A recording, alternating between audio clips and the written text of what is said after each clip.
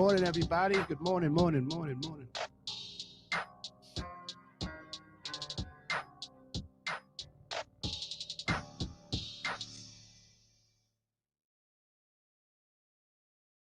All right, we got 20 seconds to the bell.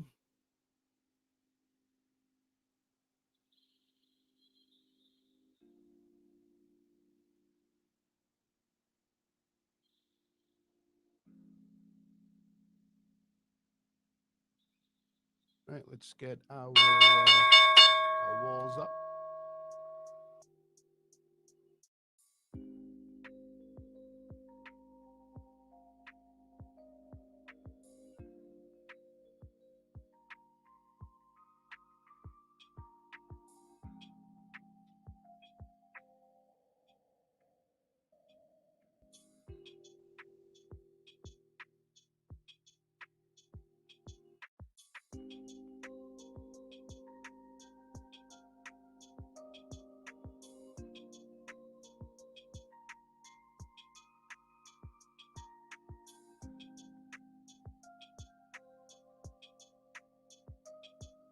All right, 455 and a half hedge for SPY.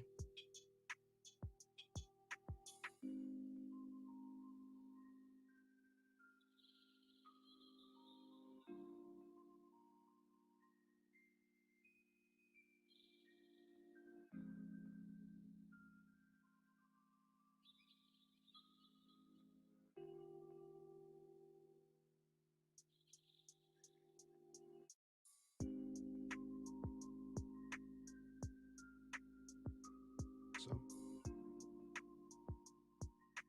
looks like we got some put walls surrounding it.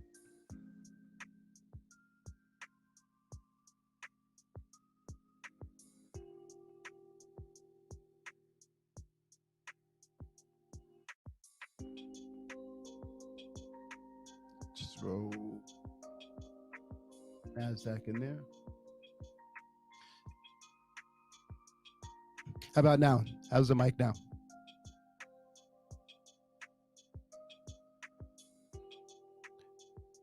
Mic audio better?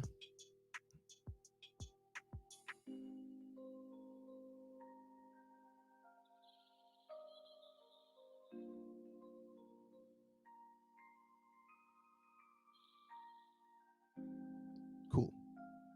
Yeah, I did a couple of tests last couple of days since we built this rig, and yeah, I'm messing around. I have a mixer now too, so I'm messing around with it. This is the setting I have right here that was working pretty good. How about the music? Is it soft enough where you can hear it, but not too loud where it's taking over my voice? Let's just get hedge pressure up here. Hedge pressure for NASDAQ 379.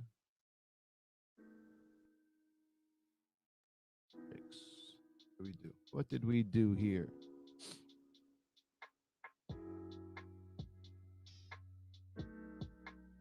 Yeah, it came out pretty cool. There was still an issue. I'll go over everything that happened the last week, but there's still an issue that we have to fix with the motherboard where my RAM is only reading on 2 cards, not all 4. But I bought 2 16 gigs of RAM just to kind of get the 32 that I've had. So now once we fix the other 2, I'll just add the other 2 16s. I had 4 8s, but then only 2 worked, so 16 was not enough for what I do. So I went to 2 16s. I'm going to add another 2 16s as well. That's going to be the plan for the rig. But I have to fix the motherboard, or it's brand new, so maybe I have to take it back.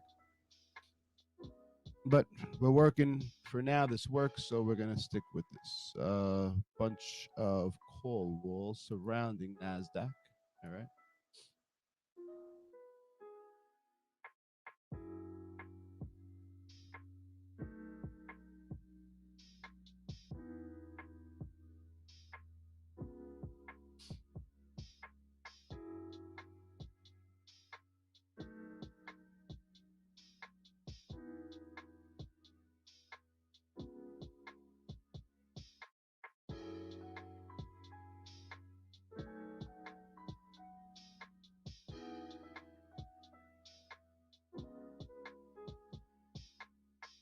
All right, guys, I'm just filling out hedge pressure for all my indices here. Just bear with me. We should be done in a sec. 356 for the Dow.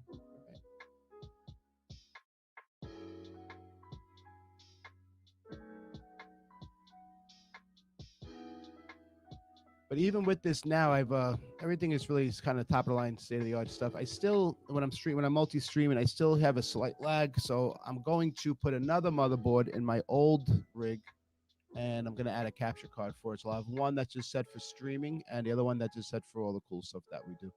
So I'm still gonna add on to it. I'm gonna have a dual rig. For guys who do what I do now in the streaming, I think this makes the most sense. So that's where we're gonna go. But for now, this is more than usable. 227 and a half for the Russell. Right.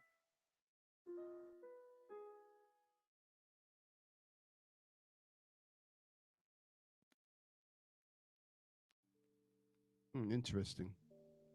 Look at that. All right, so we have our walls up here. Everything looks like it's good to go. Hey guys, a couple quick things. We're gonna test this out live with you guys. Some other cool stuff that I added.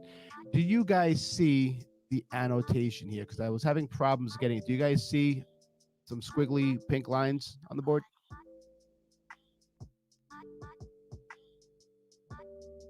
Hopefully you guys do. Do you guys see some cool squigglies?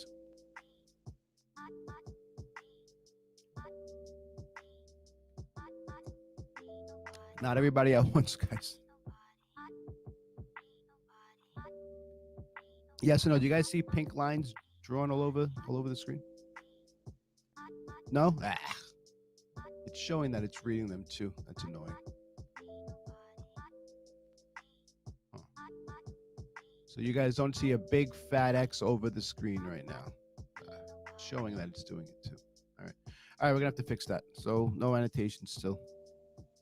And there's a lot to do. It's so weird that it's so hard. With Zoom, you just click the button. I know it's integrated into Zoom, but Zoom, you just click the button and it goes. But with this, they have to add a thing in and make sure it's capturing the right thing. And then I spent an hour on this yesterday. I thought I had it working. I saw it. It was actually working in the last test video. No X, right? Yeah. All right. I'm gonna try one more thing here. Let's see if this works. If it doesn't work, then we're just not gonna annotate today.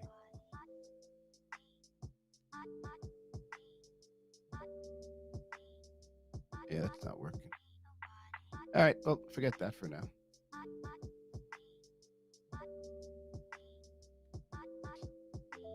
Yeah, I really would like to annotate. All right, we'll fix that for today. We'll fix that for tomorrow's stream. Let's just take a peek around. Let's go like that.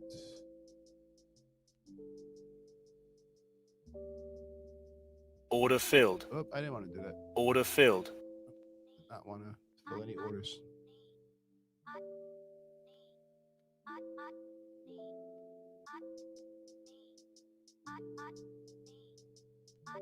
I was moving my Discord and I accidentally clicked the buy order. I'm just trying to set everything up here. So I cost myself $30 for myself. It's a good way to start the show, right? You guys see, I added the Dom to the screen also, so you guys see where I am now. It's pretty cool.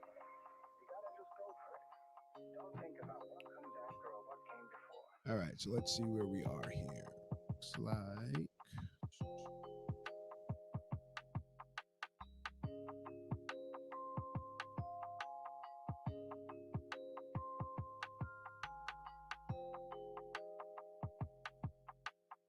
good morning. Good morning. Good morning, everybody. We're just getting situated here. I already had a mishap. I threw a market order by accident, just moving the screen. And I cost myself $30. Yeah. So for the guys who were with our show last week before we did the reconstruction, well, I'll tell you what happened anyway, because I'm not getting into anything for another good 20 minutes. So I don't know if it was Thursday or Friday, maybe Friday, late. I'm messing around. I'm setting up some stuff on OBS, and all of a sudden, nothing is working. Nothing is going on. So, okay, maybe it's something small. So I take all the wires out. I put the wires back in. Nothing's loading. What's going on? Apparently, the motherboard fried. So that's always good. I added. I got a new GeForce RTX graphics card, which if anybody knows what's going on here, like this, it's impossible to get these stupid things right now. But I was able to get a decent graphics card, right? So I picked up one of those, I put it in there, and all of a sudden everything just went great. So now we have a problem. So my friend, who's a computer guy, said, "Jay, just get all this stuff. This is what you're gonna have to do. This is what you're gonna need. Go to Circuit City, get whatever you." Hey, what's up, Greg? Yo, my man, Greg, what's up, brother? So Saturday, I'm in Circuit City all day long. I'm picking up the processor and the motherboard because apparently the old processor isn't going to be compatible with this new motherboard. So you got to get that too. So I had a really nice guy in not Circuit City, Micro Center, a really cool guy. So the guys say, listen, you want to get this, you want to get the motherboard and the processor together. It makes sense to do so. I said, all right, well, I'm gonna need a new case anyway too. Because the case I had before, it fits two graphics cards, but it doesn't fit them all together. Hey, what's up, Mikey? So like I couldn't use like the newer ones now. It's like the old skinny, like if you guys know the Nvidia 710s, only can fit those. So no problem. So I'm like anything else I can upgrade. I might as well get everything done in one shot. Well, yeah, you have your SSD card, make it like super quick, turning the computer on. You can do the drive again. I'm like, all right, give me the works. So I got everything brand new all day Saturday, all day Sunday. My friend is trying to put it together for me. We're helping out. It wasn't going. It wasn't working on. We couldn't get power. Then we got power, but we lost power the whole 9 yards. So finally, we get it up and running. 3:30 in the morning. This was Sunday because Monday I was up at 6 o'clock in the morning, still working on it.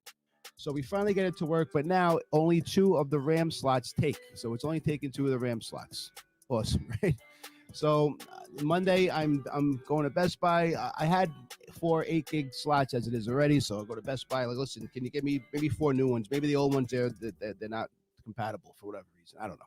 Four new cards, only two of them work. Fantastic. So I go back, I get two 16s as a set of 4 8. So I have two 16s running right now, but they're kind of running in the wrong slots, which I don't love.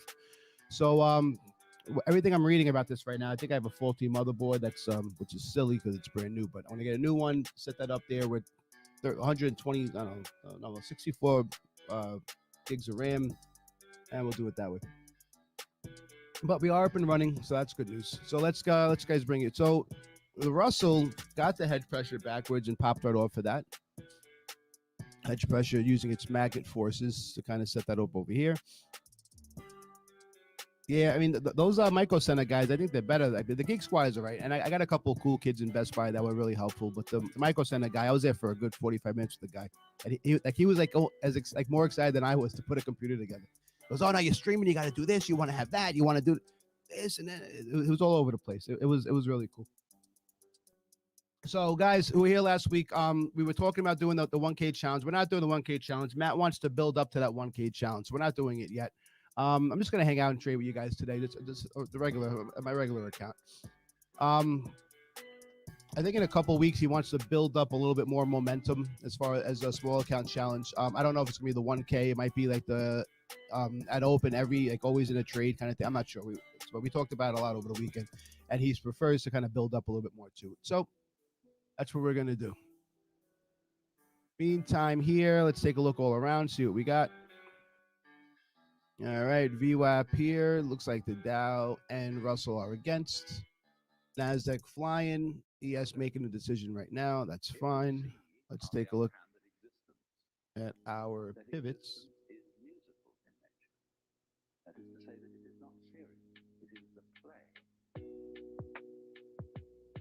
Yeah, this thing is fighting right now. I'm not getting into anything right now. I'm going to take my $30 loss and hold it to like 10:30. And any new actually I have to set my levels for Dow. I know I forgot something. But we did clear. We actually Russell made it. Remember we were talking about that last week too for the Russell 2312. Well, it hit that number last week. That's cool.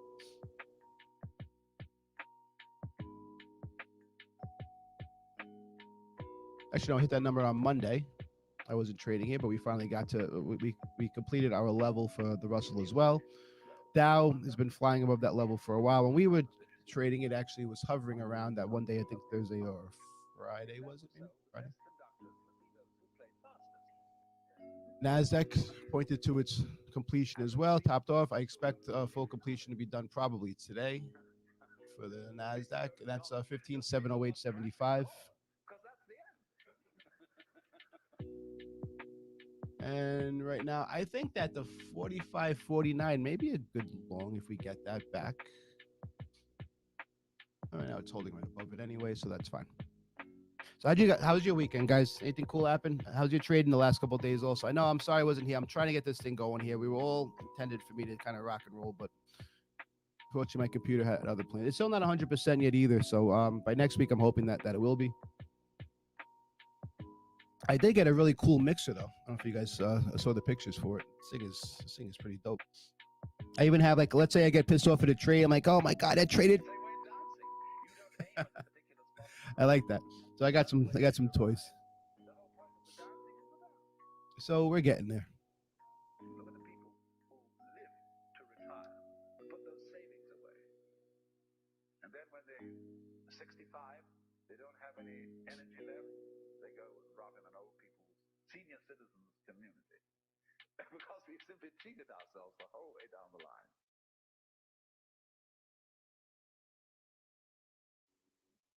Let's see. The Russell tested the 2275 number. That was a big deal. That actually would have been a long opportunity.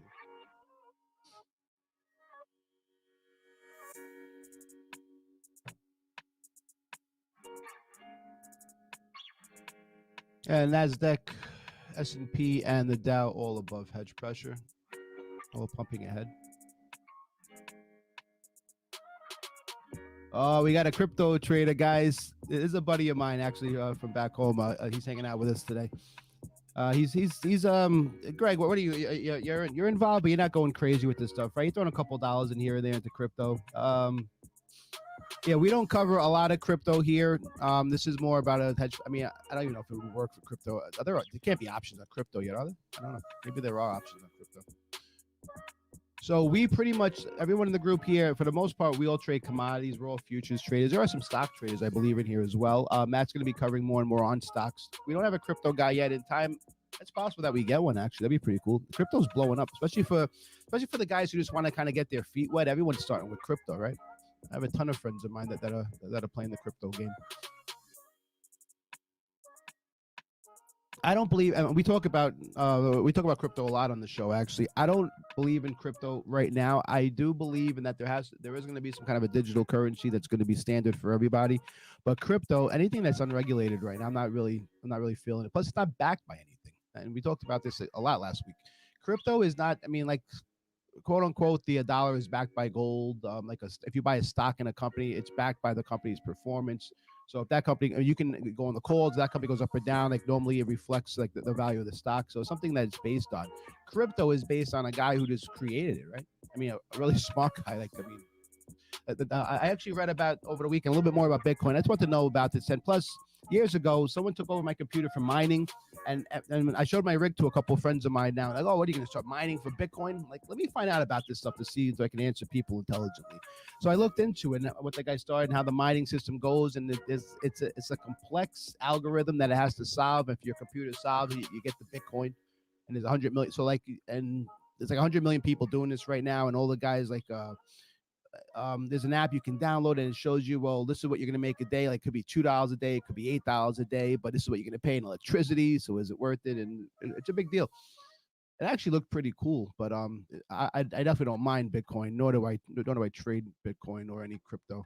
But I know that with Doge, when it was at 5 cents and guys destroyed it, I know a couple of people who made money, who did well on it. So God bless. But for me, I don't trade Bitcoin. I mean, I can see having maybe a channel for something like that, maybe another like avid coin trader, but that's probably the future. But a lot of avenues we can go. I can see DTP. Oh, Fun is a stock crypto. I just said I thought Fun was one of those. It sounded Fun channel like a. It sounded like a crypto. Fun is a stock crypto. I just said, and forget my big position. I'm mostly in Tesla, Apple, and Bitcoin. Yeah, dope. Good. Used to mine Ethereum. Used to be nice, but doubt it's worth it now. Yeah, I mean, anything that where the public kind of knows about, and I mean, the hardest thing now, if you were to mine, is like you have to buy a rig. You're not really setting them up anymore because you're not getting these graphics cards. You need like top of the line for everything, right? To mine. What did you use to mine? You just set your computer up, or was it like an app that did it for you, or how does it actually work? We have a miner here, guys. That's cool. Hey, look at the Russell. Russell's testing. If the Russell breaks through right now, if the Russell could break through hedge pressure, this thing's gonna be flying. I'm gonna look for a long to get into here.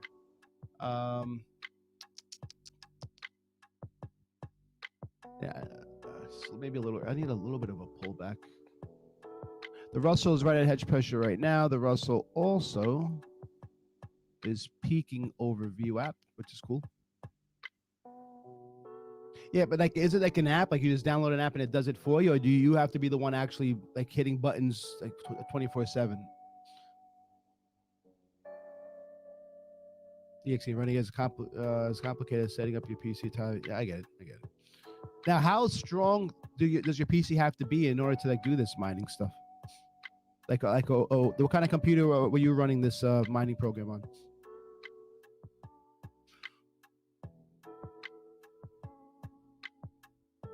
And how much do those programs cost? You said and forget it. That's pretty dope. How much do those programs cost? Like, was it like $1,000 for one of these mining programs, or is it like a cheap thing you can kind of even build yourself if you were so inept?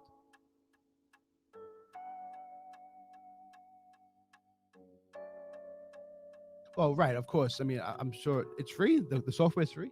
Wow. I figured that I'd be like where the hitch comes. Oh well, for only $1,000, you can make $10 a day for the rest of your life, kind of thing.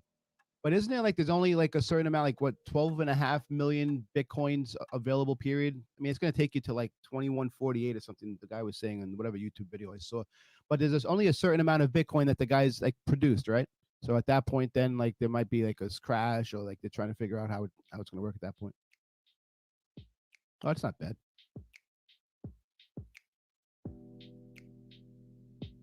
Yeah, that was the biggest cost. The guy was saying the electricity. Now, what if you have solar panels? Like I have a buddy who has solar panels. He pays like $20 a month for electricity. I wonder if that can be used for that.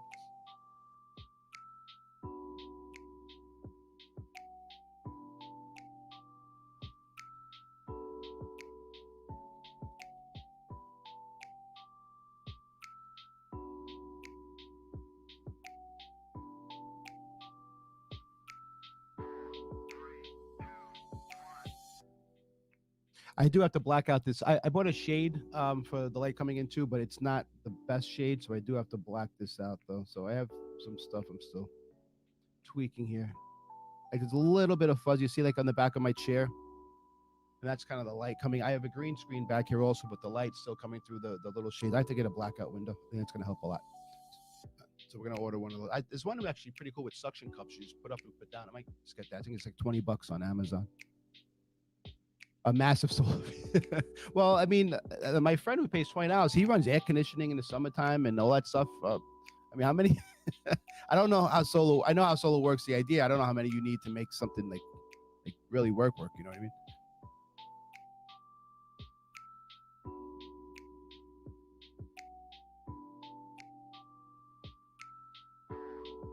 Let's just tweak this a little bit here. Yeah, this is the sun coming in. I gotta fix this up. We're gonna mess with this some more.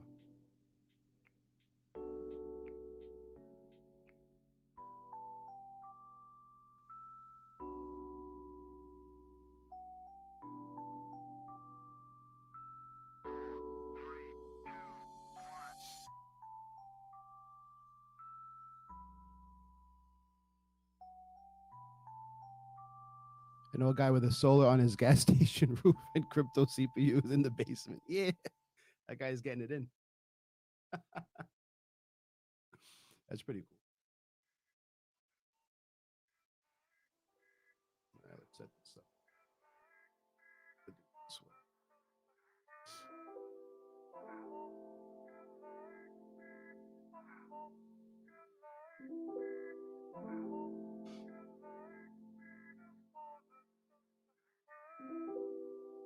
I'm closest, I guess, for an S&P long, but I want to see this hold. I want to see it hold to 10 o'clock above VWAP. S&P and Nasdaq hold above there. Might look for a long.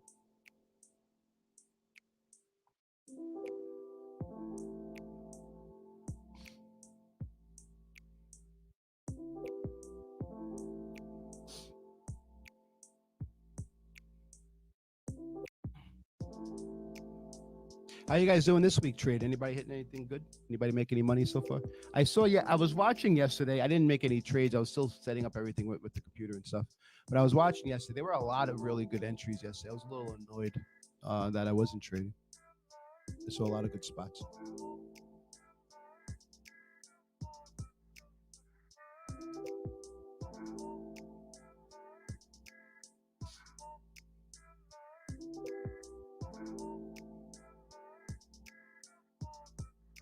All right, Dow's creeping above VWAP here. That could mean stuff. And we have Russell trying to creep as well.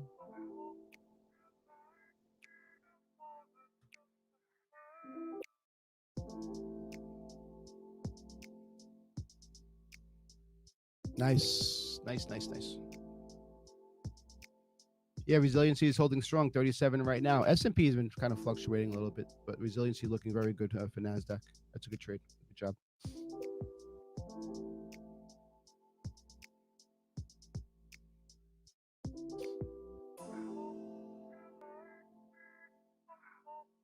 Yeah, NASDAQ's looking very strong. 15,708 right now. Looks like it's going to be, it could be hit today. That's the next level I have. I don't. You have a like a target in place for that, or you just kind of holding it and see what happens for the day?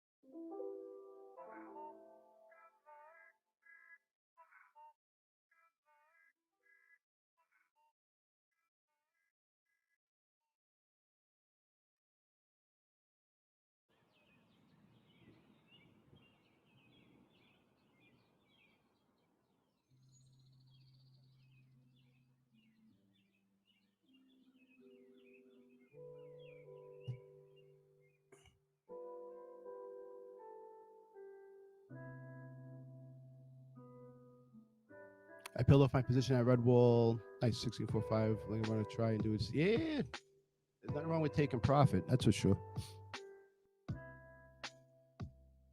All right, Dow and Russell both dipping here.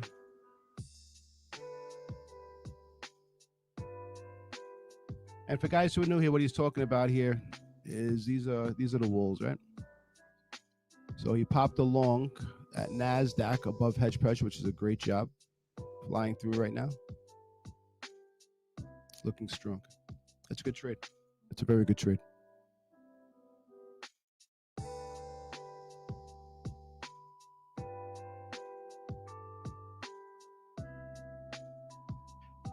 If we get a pullback here too, I may take action on the 456 put wall for SPY for a quick 10-point scalp. I would like a breakthrough VWAP for the Dow. That'd be nice. If we can break through VWAP right now for the Dow, make a new high, break through that what is that 635, 660 number.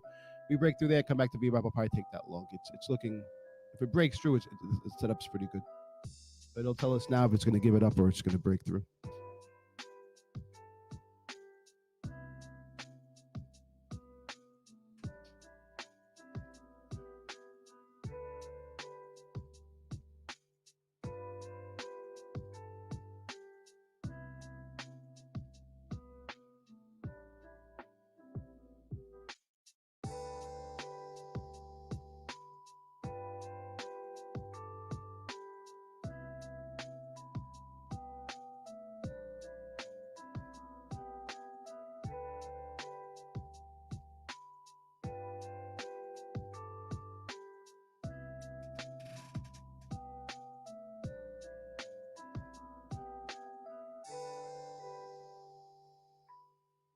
Yeah, resiliency is we're at negative 17 right now, so it's not. It's bouncing back and forth, but it's been right under equilibrium for a while now, so I'm not messing with that either.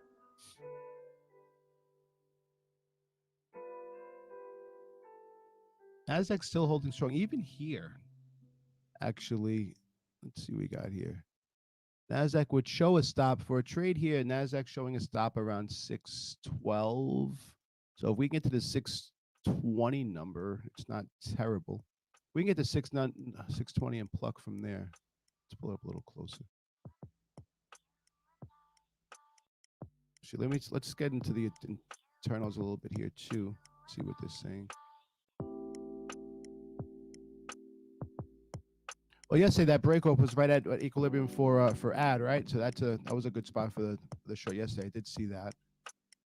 Let's see what we're doing here. I can see a fly out to that number here to 0 for add. Tick is kind of hanging out right now. It's looking more bullish than bearish. Tick. VIX is definitely looking more bullish than bearish here as well. So it's still slightly bullish looking. Up, we're clearing up through the Russell right now, and that's a good sign. Russell and Dow playing catch up as well.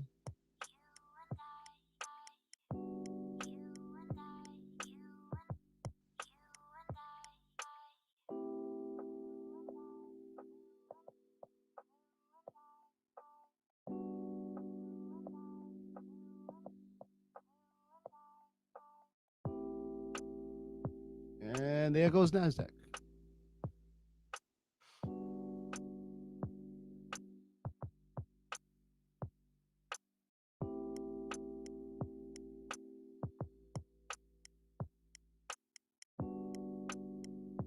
Yep, this buy is definitely poised for a breakout here. Okay, 10 o'clock is here now, so we got to that number. I want to see. First, I want to fix this a little.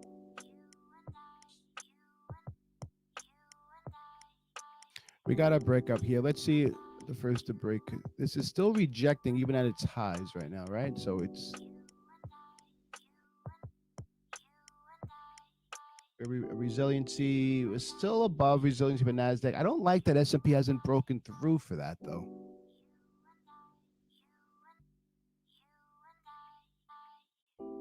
It's kind of the last part that I'm waiting for here.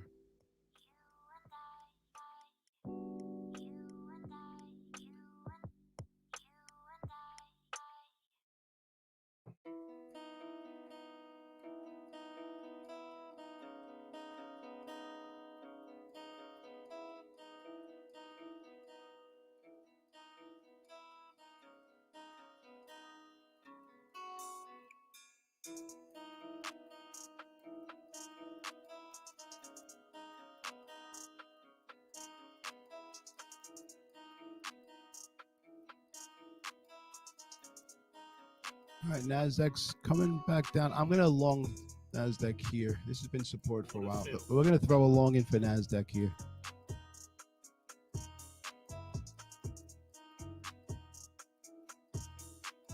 We're going to play with it. Still has, we're only one long right now, but it's still showing positivity on resiliency. We've been long here. That is support. You guys see this has been support for a while, right? So long as we don't lose our support, we're going to play for a breakthrough. We'll see what happens.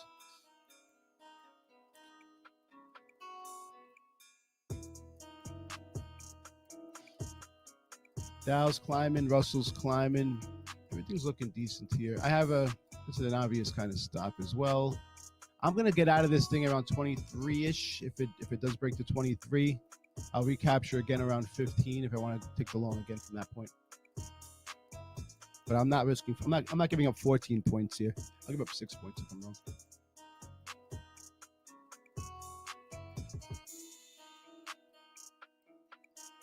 Yeah, I don't like it.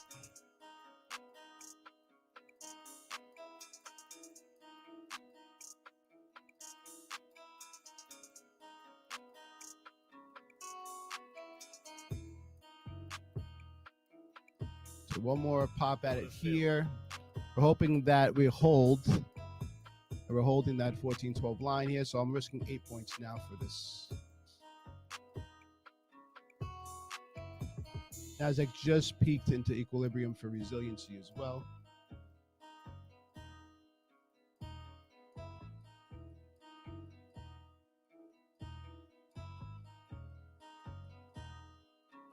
Yeah, we're not liking that trade either. NASDAQ gave up on its hold. All right.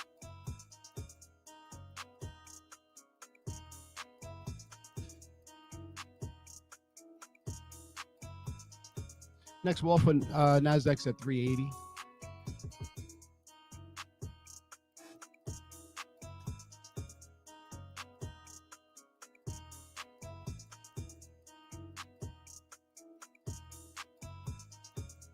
Yeah, NASDAQ is just kind of plucking it out there.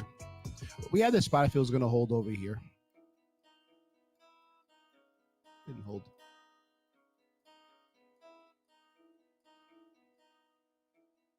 Let's see if we're holding VWAP here. VWAP would be another spot here. If it bounces, I'm gonna throw a market in after a bounce. I'm not gonna catch it purely at VWAP.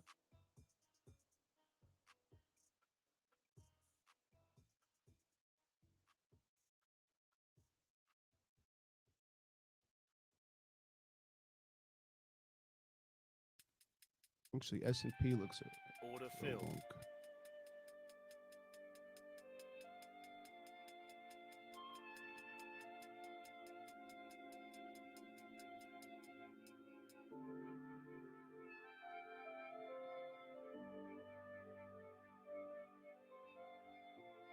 Order filled.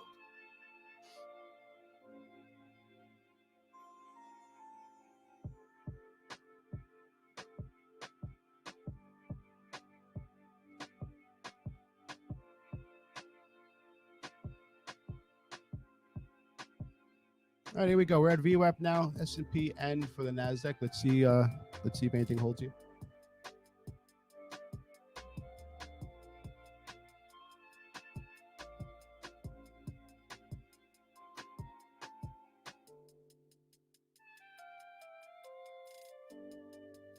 Order filled. Order filled.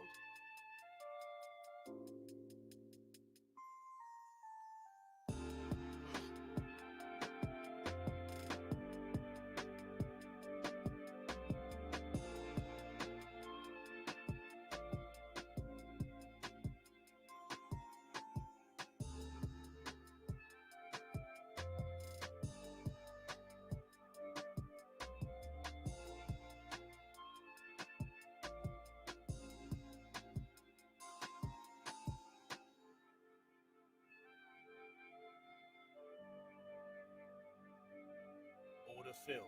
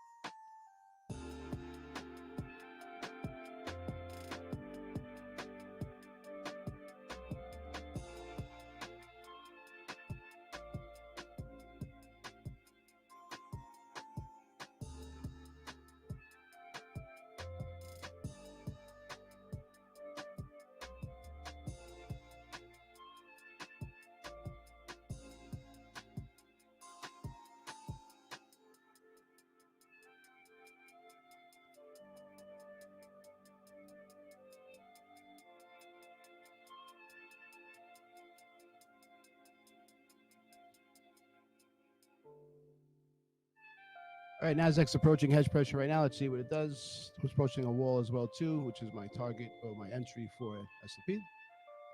Let's see what we got. Order filled.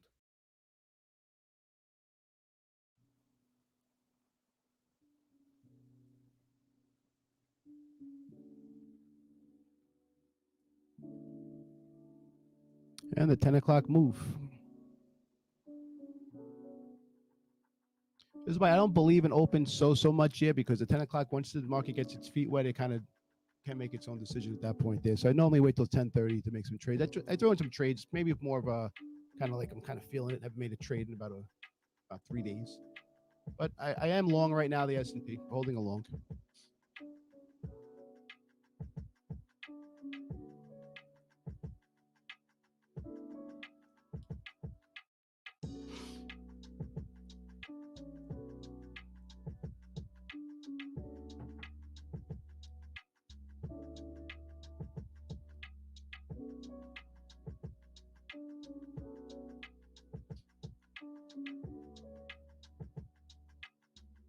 S&P bouncing off of that put wall that we talked about earlier. That was the setup that I liked.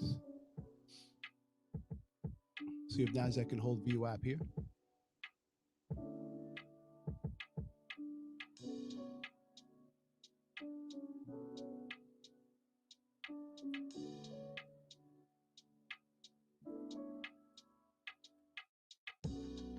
I would take this if S&P does give me. I'm taking it to the 457 wall if I get it.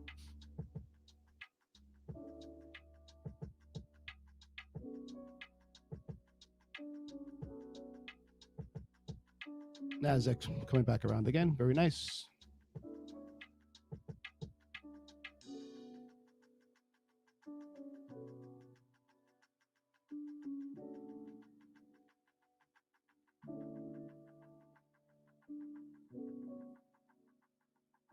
I missed that Dow trade. The Dow VWAP would have been a decent trade too. That was a good setup. I missed the Dow trade, worrying too much about Nasdaq. That was a good setup also.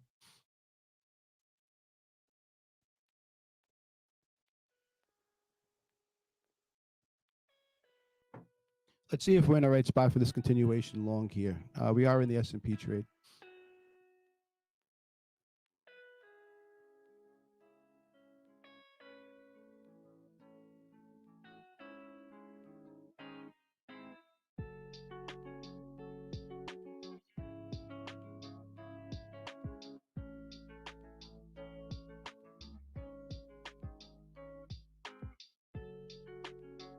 That is building up here as well. So is Tick.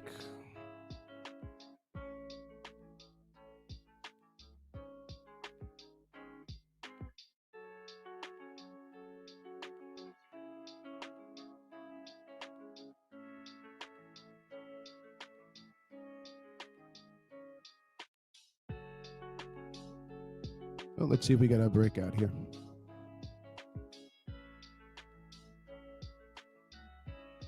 Still looking long. It's kind of like last week. So I was a little early into the Nasdaq trade. I like this spot, the first spot we had. We got out at a decent time, and it was what it was. But I did get out a little early as far as the VWAP was concerned for Nasdaq. I am still in the long here for S&P. At this point, I'm looking at. I will add S&P at 67 and a quarter. If it gets that, I will add to my long. If we just get another VWAP touch.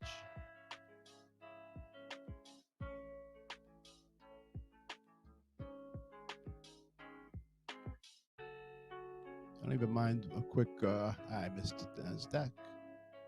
Minus 83 long.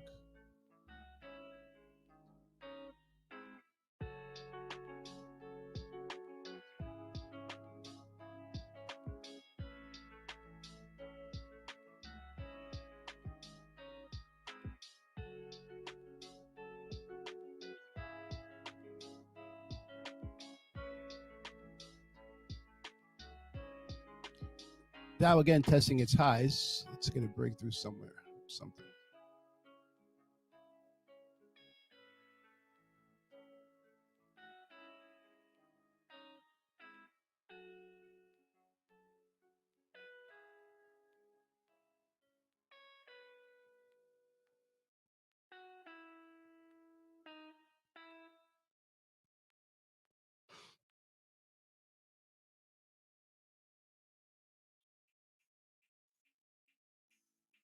Nasdaq now giving up on resiliency also.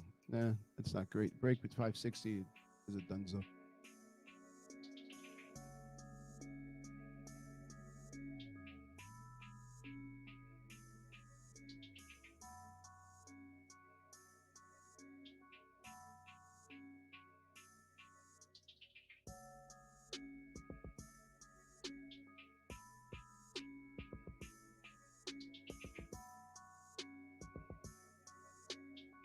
Russell is setting up right now for a long. Actually, oscillating right now, but VWAP is looking very strong for the Russell.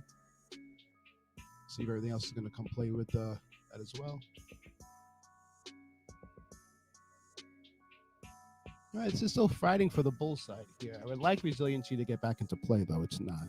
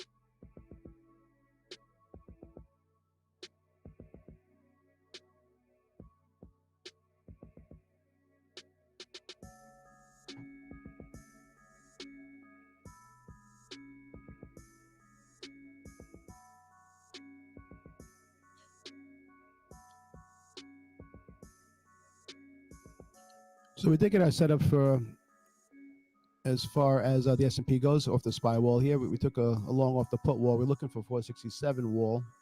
That's our target for that. See if it can hold that. Actually, we're going to long again. We'll add on to our long here.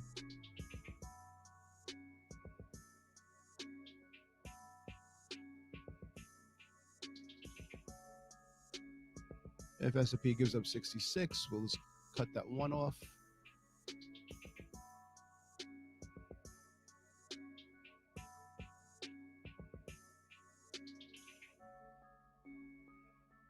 All right, last test here for our position. We can hold a 64.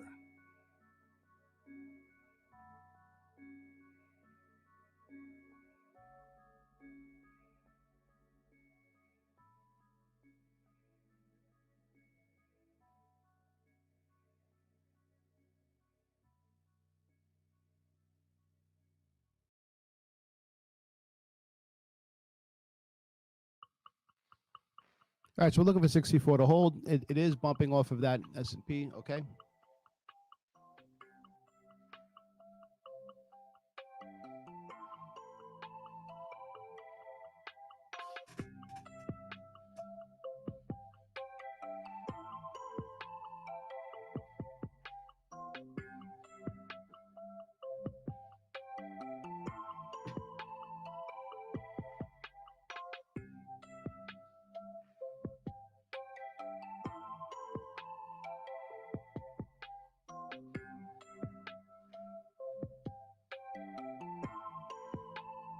Nasdaq is not looking good at all right now. It's just hanging right now, like it's on a cliff.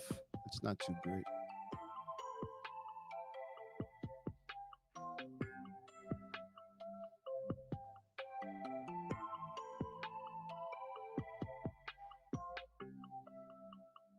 Let's see, Nasdaq, if we get some juice here, it's showing right now a resistance a lot lower than the highs.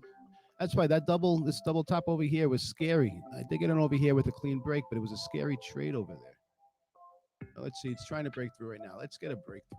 Let's get the longs back in play here.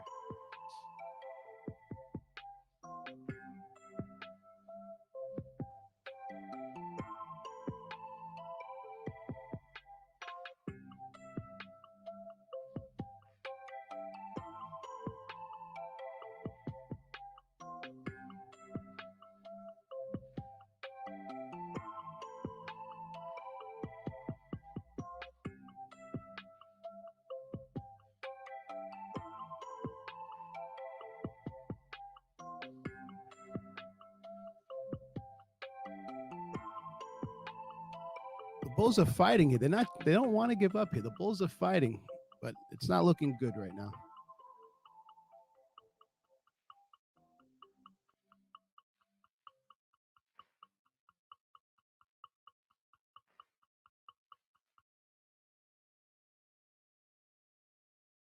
This is not looking good for the Bulls.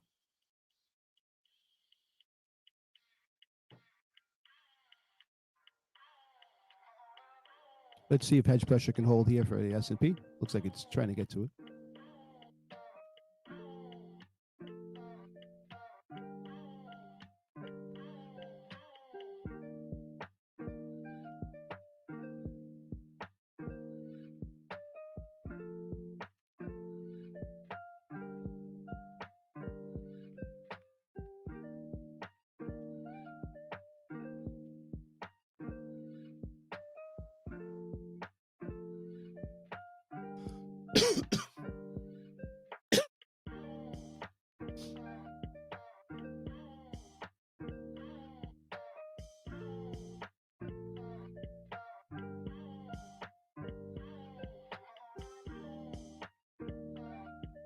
This is setting up right now. It looks like for more short.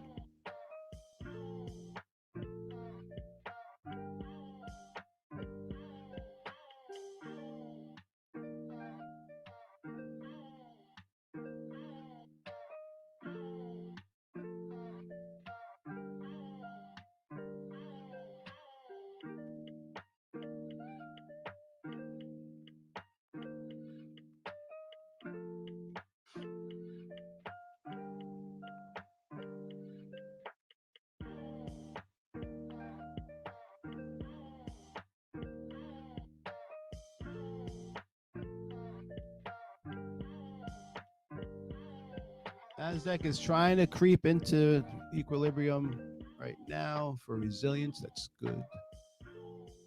Yeah, it's gonna hang tight, but we're not getting anything till the afternoon when this kind of settles up. Right now, it's fighting pretty hard. And you guys holding anything right now? And you guys looking for a long, or did you guys fade the short?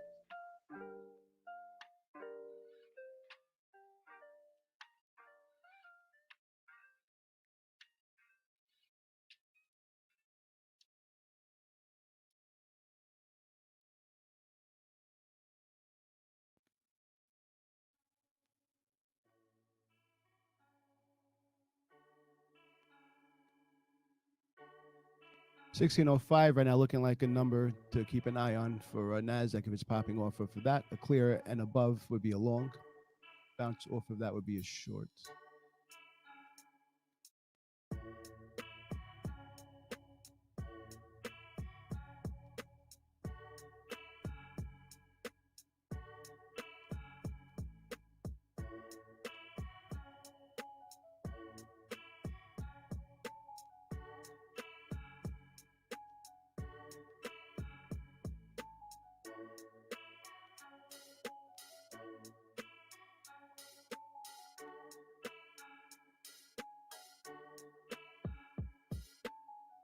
If Nasdaq can break above 605, I still have hope for the long. That's the number we're looking at right now, 605.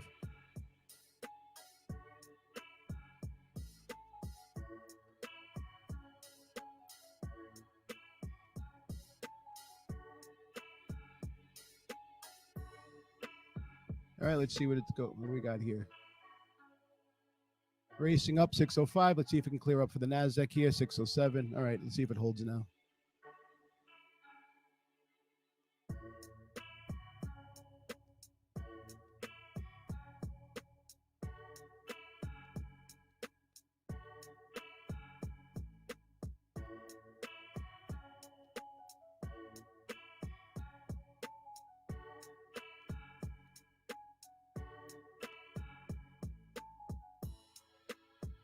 $605. Will it hold?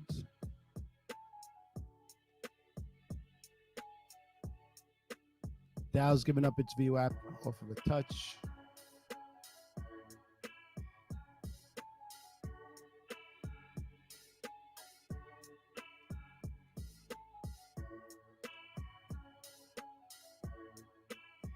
Anything going on? I didn't see anything in the news. Anything going on today? Any reports or anything?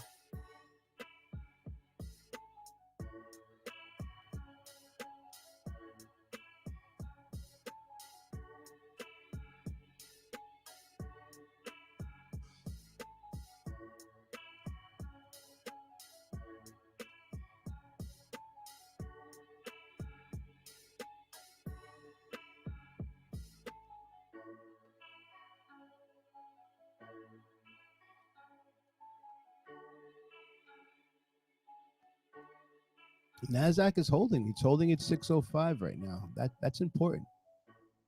The rest of the markets look like they're trying to kind of give it up here. Nasdaq is not, though. It still looks like it's climbing.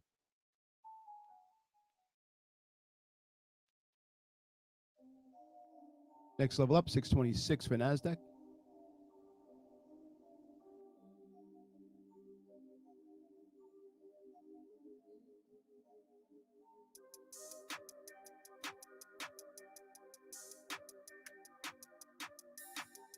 Nasdaq is in the green for resiliency also right now.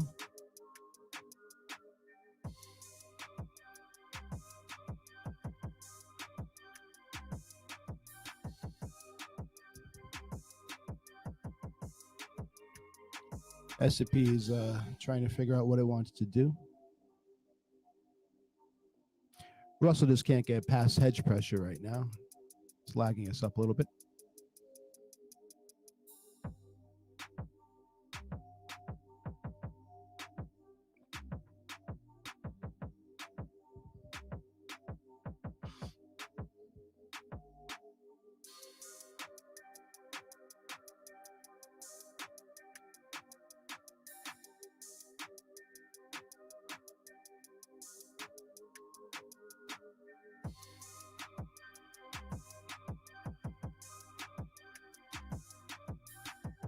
Thanks, buddy. But yeah, we're almost there. I mean, it's working right now, right? So that's a great start. But we got to do a little bit more to it as well too. I got to fix something. It's only reading um two holes off my for my RAM, which is kind of weird for a new motherboard. But we have two running right now, so I'm running two 16 gig cards right now. So I still have 32 gigs, which is not bad. I will add another couple of 16, so I'll have the 64, which is super. But I'm still considering, and I'm probably going to do it in time. I'm definitely going to do it, but probably sooner than later. I'm going to add another motherboard to my old setup and just keep that for streaming, so there's no lag whatsoever. Get myself a capture card and kind of just go from there. I have a Dow short right now from VWAP. I'm holding on to it, about $200 right now. I want to see if we get to that 567 number. I see right now everything is trying to test. Well, the Nasdaq is picking up. It's at a call wall right now, 381 call wall. Everything was trying to test hedge pressure. I'm thinking down right as well. It was an easy kind of scalp with a simple stop. So I'm talking about 250 from that right now if I want to get out. I'm trying to hold for that 567. We'll see.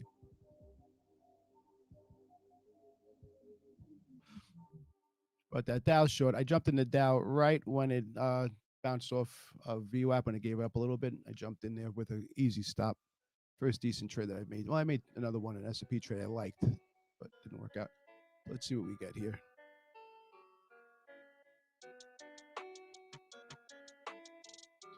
Dow kicked off that 15,626 level, that quarter level kicked off of that. Test of 605 right now is probably coming.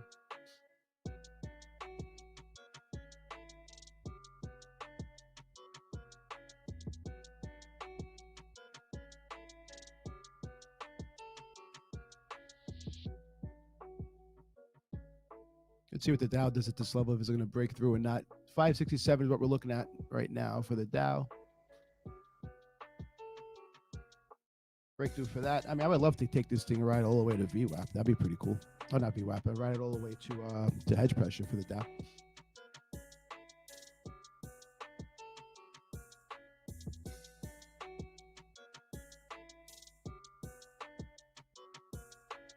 All right, 567. Let's see what we got here.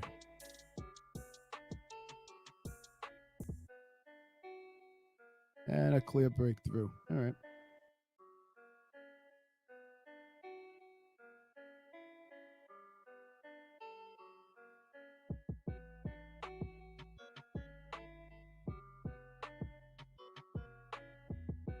Just a one contract short that I hit for that. And actually, it's pretty good gains. Any kind of kickback, we're going to get out of this thing. So I was watching. It starts to pull it back a little bit like it's trying to do. We'll just get out of this thing. Look at that Dow kicking off too. We said that 605 number would have been the long if it's going to react anywhere. I think I'm going to take this Dow trade here. Let's see one more. See, it's testing its lower levels again for Dow. Will it break through one more time? Dow and Russell are just kind of just giving up here.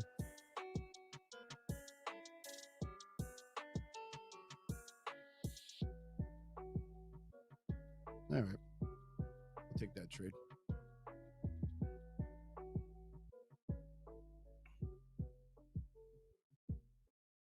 Decent Dow trade right now.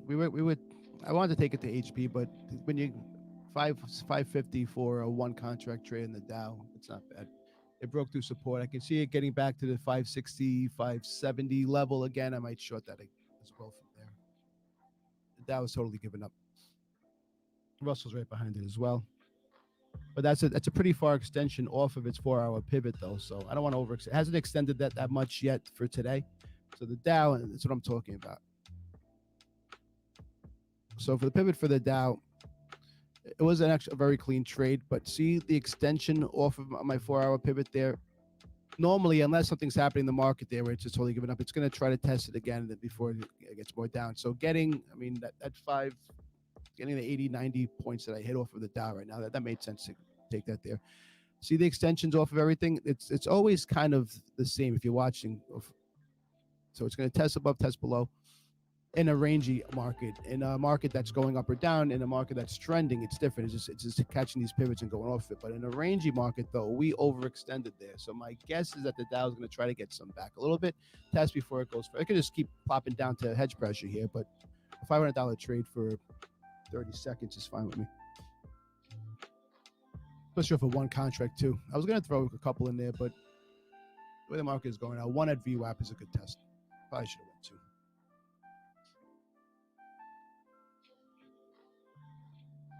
Ad is giving up right now. Obviously, tick is looking down as well. Internals are telling us what's going on. VIX right now is at a spot 2. It's reaching its 50 and its 200 moving averages right now. I want to see what it does, if it's breaking through or if it's going to continuation for a long. A long can be a play. And look at the Dow right now. That was a good out by me. Dow's giving some back right now. So the first level the Dow is going to test on its move up. We're looking at that 570 level, 569 level. From there, let's try to catch a red line here.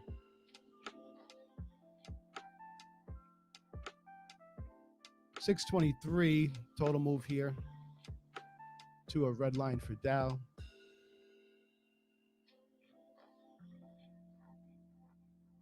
The first quarter level is at 579. Dow gave up on its 605. Yeah, for the short term, the market's looking down.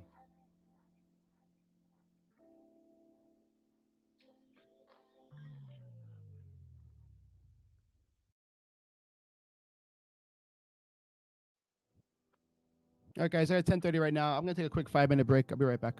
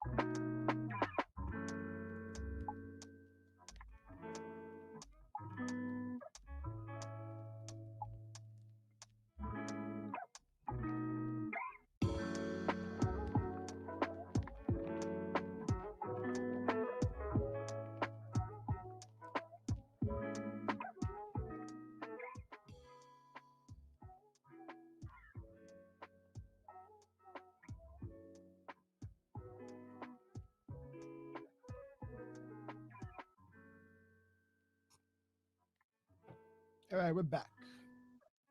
All right, so Dow tested its level, 25 level, kicked off. Russell's still kind of giving up. Dow is oscillating here at a higher level. That's a good sign for the bull case. Nasdaq is positive in resiliency. S&P is not.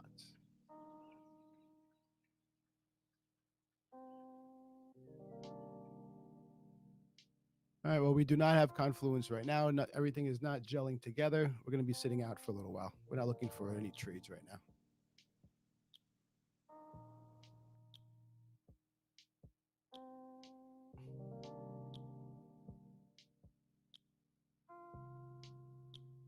I remember the first computer I had, and with the dial-up modem, and it was just everything you did was slow. Even the word was everything was slow on the computer. These things now, it's amazing. Like I have probably like 11 programs running right now, all different types of action going. I'm screaming. I'm streaming to on two different things. I do think the stream though, and I get why people now more so than ever, because I have like top of the line and everything in my computer.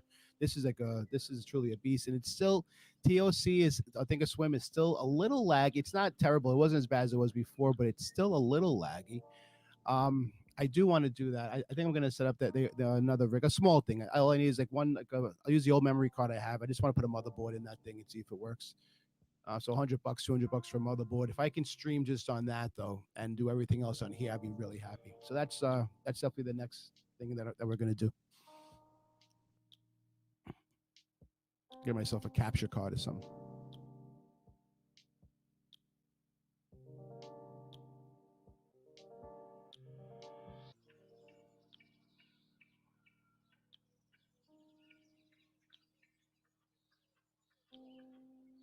Nasdaq is just kicking around those levels of 626, 605 levels.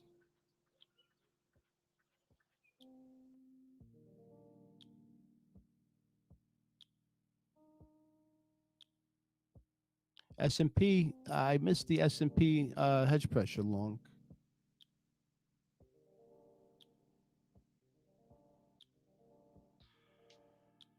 A resiliency is going against it though, so it's not the end of the world. We're below VWAP, we're negative on resiliency, and we're above hedge pressure. So I don't know if that's the perfect storm that to be a trade. Plus 2 out of 4 indices are giving up now. Nasdaq is not giving up. Nasdaq is fighting still.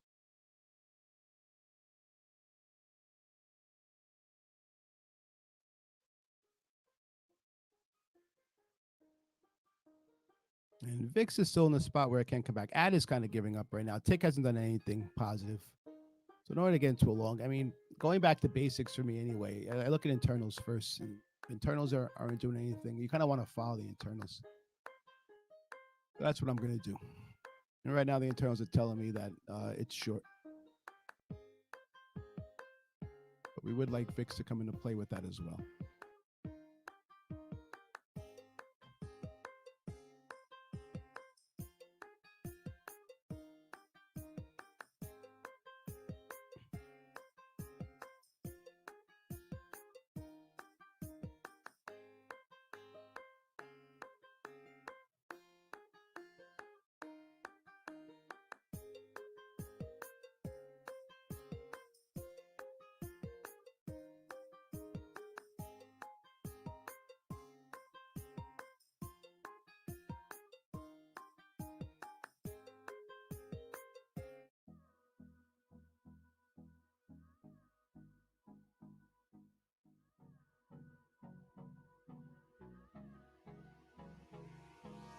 Hold me close till I get up. Time is barely on our side. I don't wanna waste what's left. The storms we chase are leading us, and love is all we'll ever trust. Nasdaq third test for that 15647 coming up here. 3 tests. That looks good for the bull side.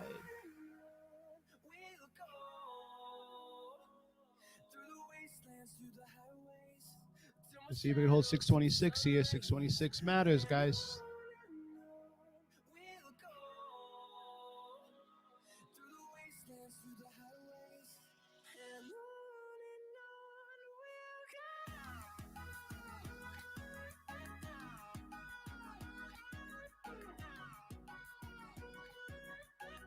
All right, Mikey, do your thing, buddy.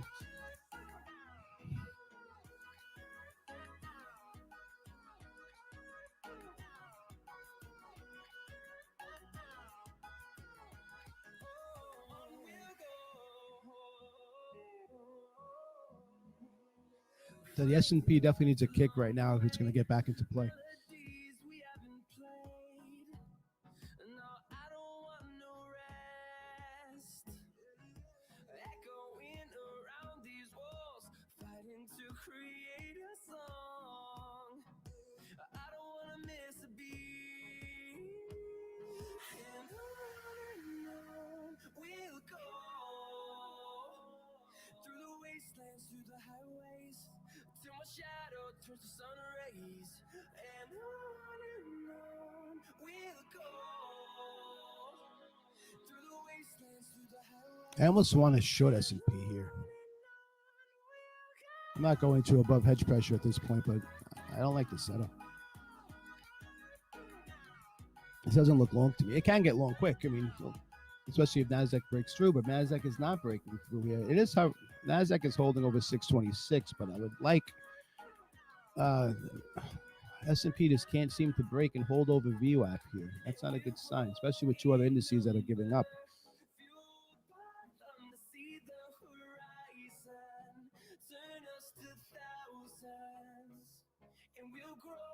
Yeah, we'll just watch. We'll see. If S&P can breaks under hedge, we might take another test of it. But right now, I'm definitely looking more short than long. We got to a negative 1,000 add. That matters too. But those 0,000, 2,000 are numbers that are significant as far as the internals go.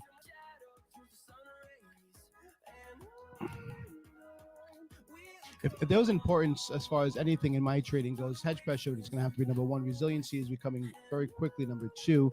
The internals matter a lot, though, as well. I don't like going against internals, and they kind of have their own setups also. So if you look at, here, I'll give you an example. If you look at yesterday, purple line is 0, right? So that's true equilibrium as far as ad goes. And that's where kickoffs happen. That's where fights happen as well, too. So that's the overall market, even 1,000. Started at positive 1,000, broke down, fought at 0. Finally testing it again before it gave up for the last hour. So we're at negative 1,000 now. Let's see if there's a reaction for ad that could give a boost for the S&P in particular. I love everything. Fire spreading all around my room. My world's so bright, it's hard to breathe, but that's alright.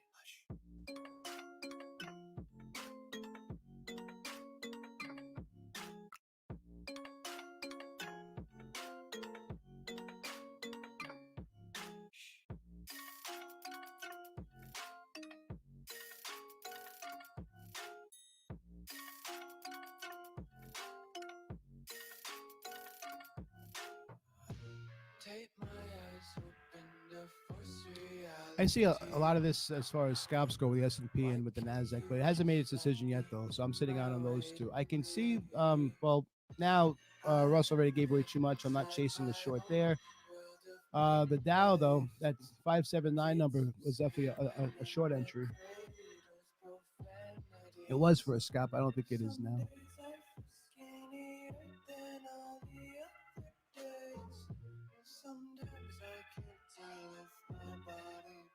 But the cleanest trade so far today was the hedge pressure short of the Russell. That was definitely the cleanest trade we've had based on hedge pressure anyway, right? And the open trade at NASDAQ was a good trade as well, too, chasing it to a wall. That's a great trade. Russell is a clear trade. S&P is not giving up hedge pressure right now either, though. Let's get this a little closer.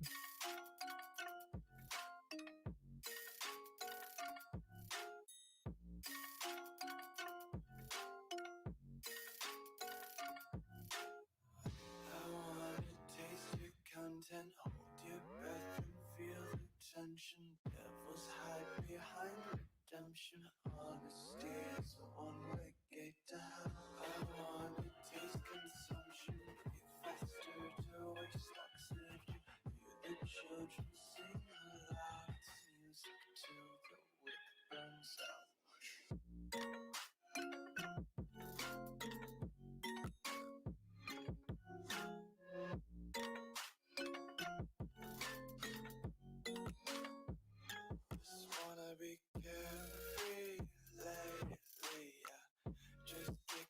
Nasdaq is definitely holding S&P up right now. And that's why I'm really focused on that 605 number if it holds up from that. You're 1,000,000% correct. Nasdaq is kind of holding up. Well, not really everything. I mean, the Dow already gave it slippage, but right now 536 for Dow is still being held, testing in between the 579 level for that. Russell is not even in play right now for it, but the Nasdaq though at 605, it can bump up from there though. Yes, it will bring the S&P, and the S&P is waiting for that deciding factor right now too. It's not looking good for really. Well, Nasdaq doesn't look terrible if it holds 605. The S&P, I told you, I was even looking at the VWAP short for the S&P. The S&P for me, I almost shorted over here. I don't like shorting. We were too close to hedge pressure. I didn't take the short, but that's setting up for a short. But like you said, and you're absolutely correct. The Nasdaq is the one making all the decisions right now. Nasdaq is playing big brother right now.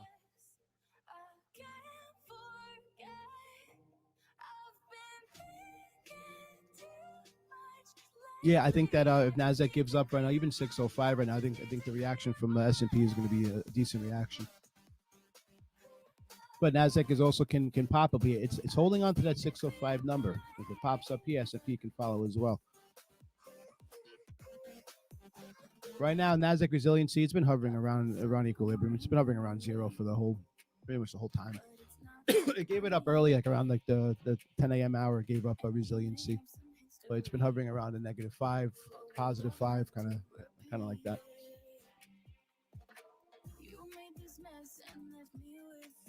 Well, right now the market doesn't have a direction. It's trying to get its direction. AD being at -1,000 as well. The VIX testing its 50 and 200 moving average. So there's a lot going on right now. There's a lot going on in the market that's not moving so much in the last 15 minutes.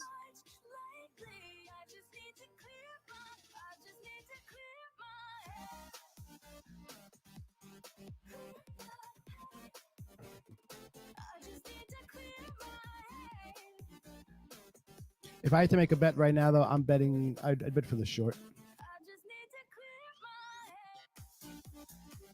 I can see this being one of those days that we give up hedge pressure maybe afternoon or later on and just kind of flies down. That's what it's setting up for now anyway. But there are a lot of key levels that are still being tested, so we'll see.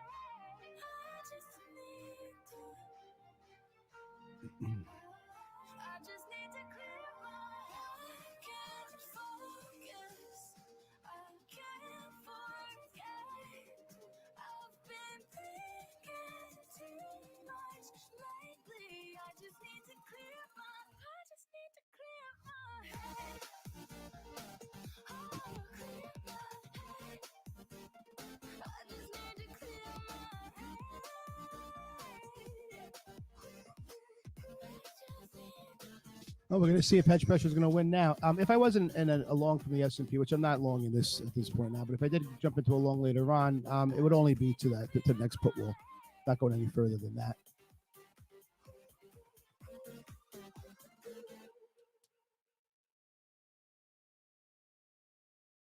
I used to be the lost boy running insane. I used to be the ghost boy looking for fame. I used to work so hard to get it. So hard to get it. I used to be the one living in the How is crypto doing anyway, guys? I know like they broke like a week or 2 weeks. I don't follow crypto, but I know they broke the new highs for Bitcoin. Is it still climbing or did it pull back at all? There goes Nasdaq testing that 626 level again. Now it's really tightening right now. Right now it's really consolidating here. So we're really just kind of hovering right here. 11 o'clock hour. I can see the break coming within the 11 o'clock hour here. Lunchtime slowing down again, picking up around 2 o'clock. I would like to catch a nice 2 o'clock trade. That's kind of, I think that would get setting up for that. I was checking out my stats. I'm actually The 11 o'clock hour and the 2 o'clock hour are my two best hours for trading. My I don't trade much. You guys know this, right? I don't trade much before 10 o'clock, but my numbers before 10 o'clock, or even at 10 o'clock, I've not been that good. And I feel like that's when the market first it has its reaction, right? So at 9:30 it opens up, the market reacts up or down, whatever it is. You see that big jump. But I've found that 30-40% of the time it's giving back that drop and changing directions 40% of that. So it's very, very tough to be right early. Those quick the quick 10-point scalps, if you catch a hedge pressure trade, like somebody here caught the trade for the NASDAQ, yeah, that's a great trade getting into a wall. But I found that I've tried to be too greedy when I was trading at the open instead of just taking the quick 10-point scalp. I've been getting a little greedier than that, hoping for an actual trend day. When you're wrong, you can not only get back, you can also lose. Which is kind of based on our small account challenge strategy as well too, where we're not taking losses for those big moves, but we're holding for trend days. So it's a lot of 0 days and then hopefully some big days. We're not trading trend that strategy right now. We will practice probably for a week before we go live with the small account challenge. Whenever we decide to do that, I'm waiting on Matt. He wants to build it up for a couple of weeks first to show and make sure we have a good footing here, and then we'll start a couple challenges.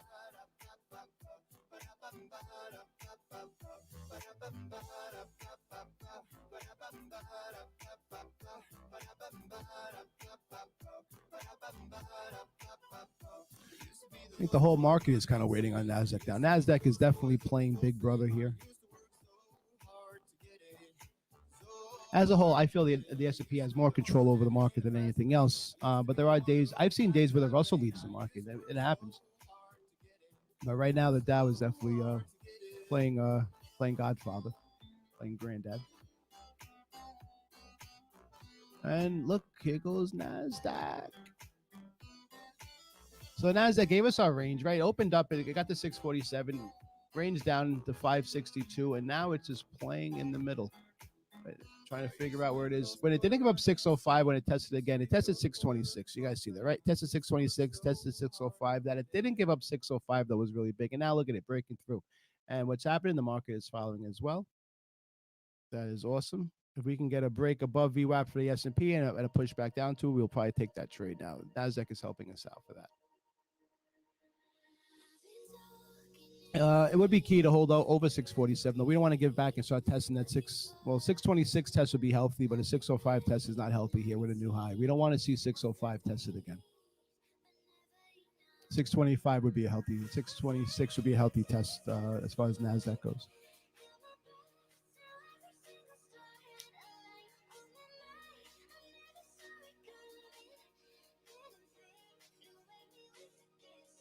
So now, let's see if we can hold over there. Next level as far as Dow's concerned, 579. That matters. Let's give a quick level here for the Russell for fun.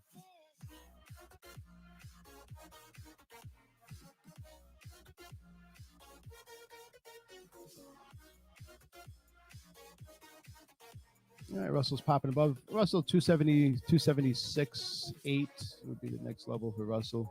Dow still hanging in between its range as well. That breakthrough, though, and it's still climbing there. The hold over 647 for the next 5 minutes would be fantastic.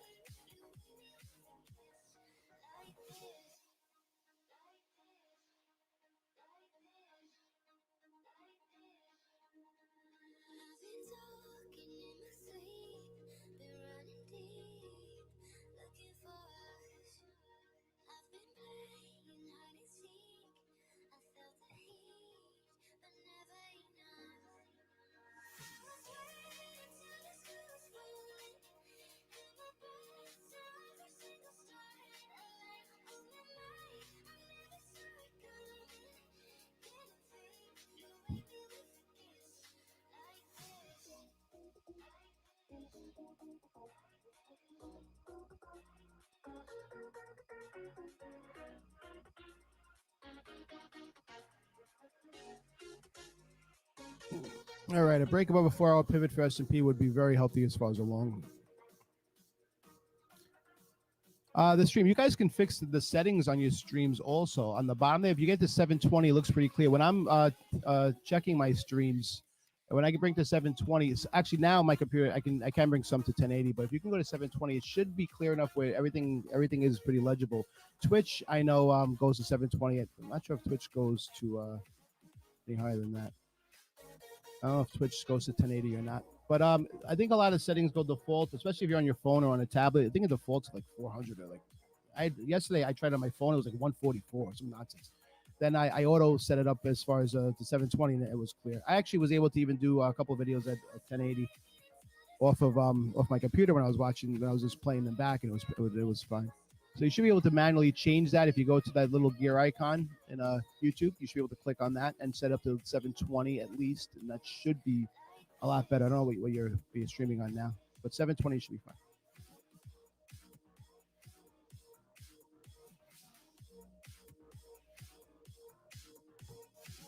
I think I'm set up at 720 through OBS right now. I will take a look at that though after, see if there's anything I can reconfigure.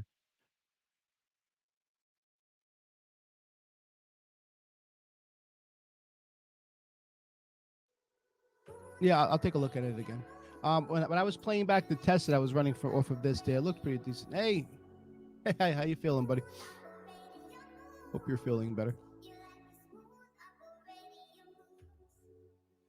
So yeah, I'll take a look at that. But I know that you can manually set it up as far as YouTube goes, and it does make a little bit of a difference for it.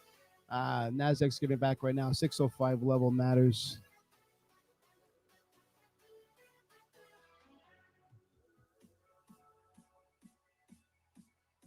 I don't like that it's just a dead giveaway right now too. It just gave back all the gains. It broke through the level and gave everything back. We're gonna take off actually. Let's take off these levels here, being that it was completed.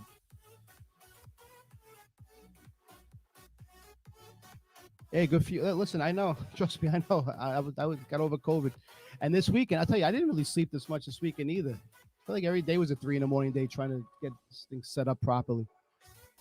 But right now, it's looking better here. We're going to add a couple more things. I was telling the guys before, I'm going to take the old setup that I had, the old rig. I'm going to put a motherboard in that also. I'm going to use that just for streaming, and I'm going to use this for everything else here. I'm just going to get a capture card and be done with it.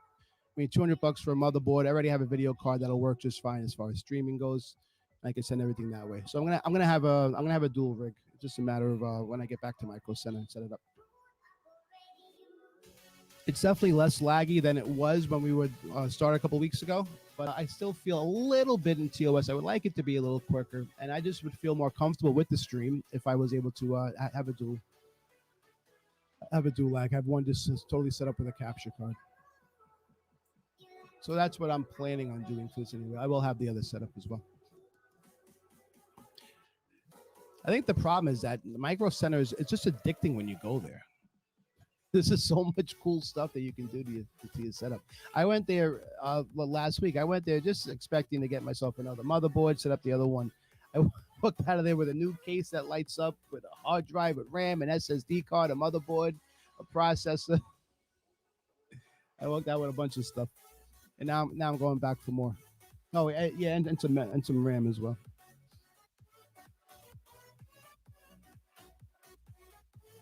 All right, this choppiness, I'm not in love with this right now. I'm going to sit out until this kind of calms itself down and finds its direction.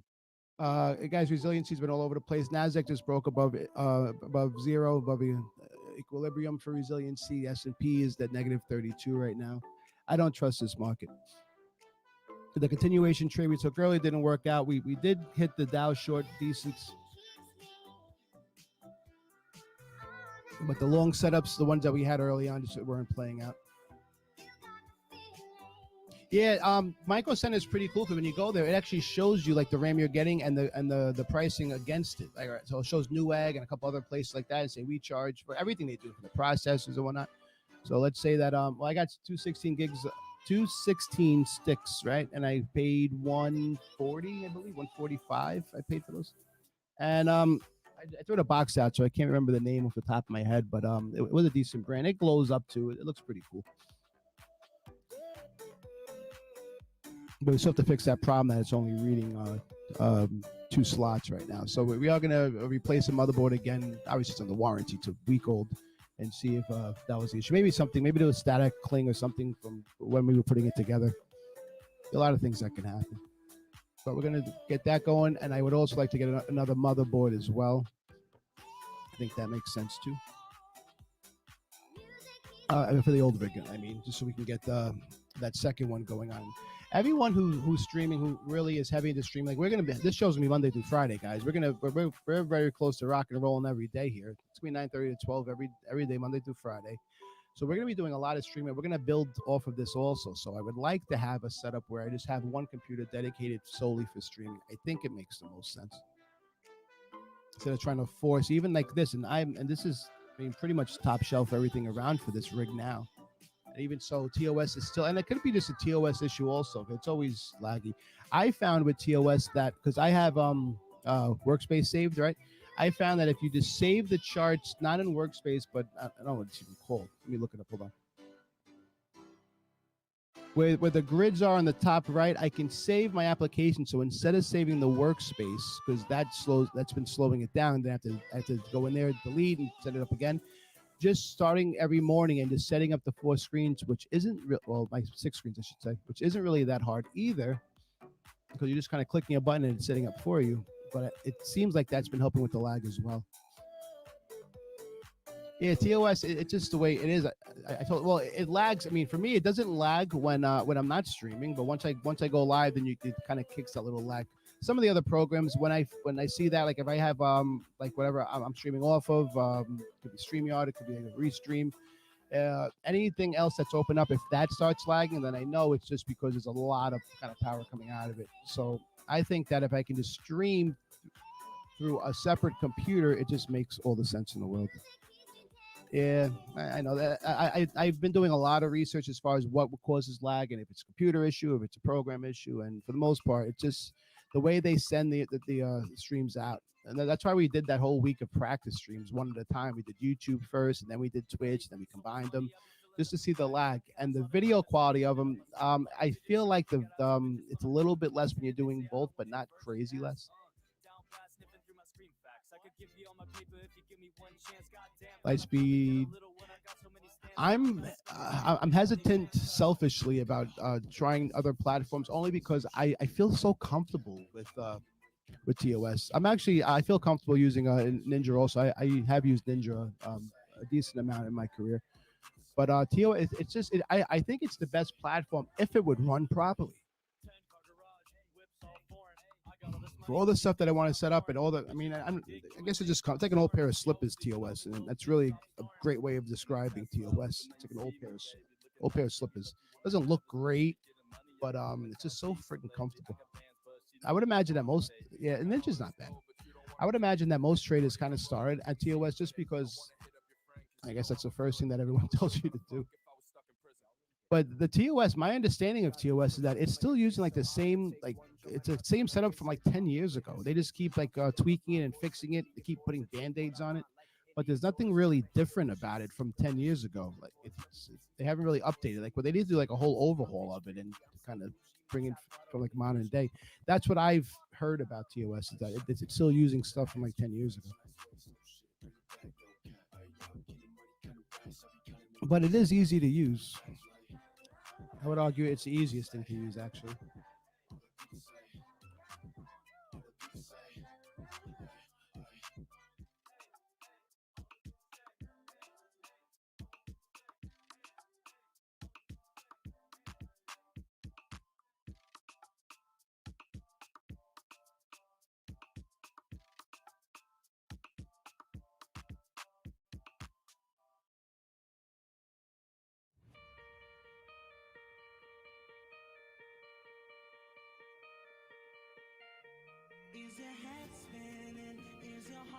I tried Bookmap because I mean the idea is pretty cool. I mean it really is like it's like a glorified really what's the way to put it? It's just taking market data, right, and just blowing it up there so you see the levels of where everything is, so it breaks through a level. It is pretty cool. I did try it for a while. I tried it for like a month. The heat maps. It is cool just to see the levels. Like I mean, it kind of pops out at you. Bookmap's not bad.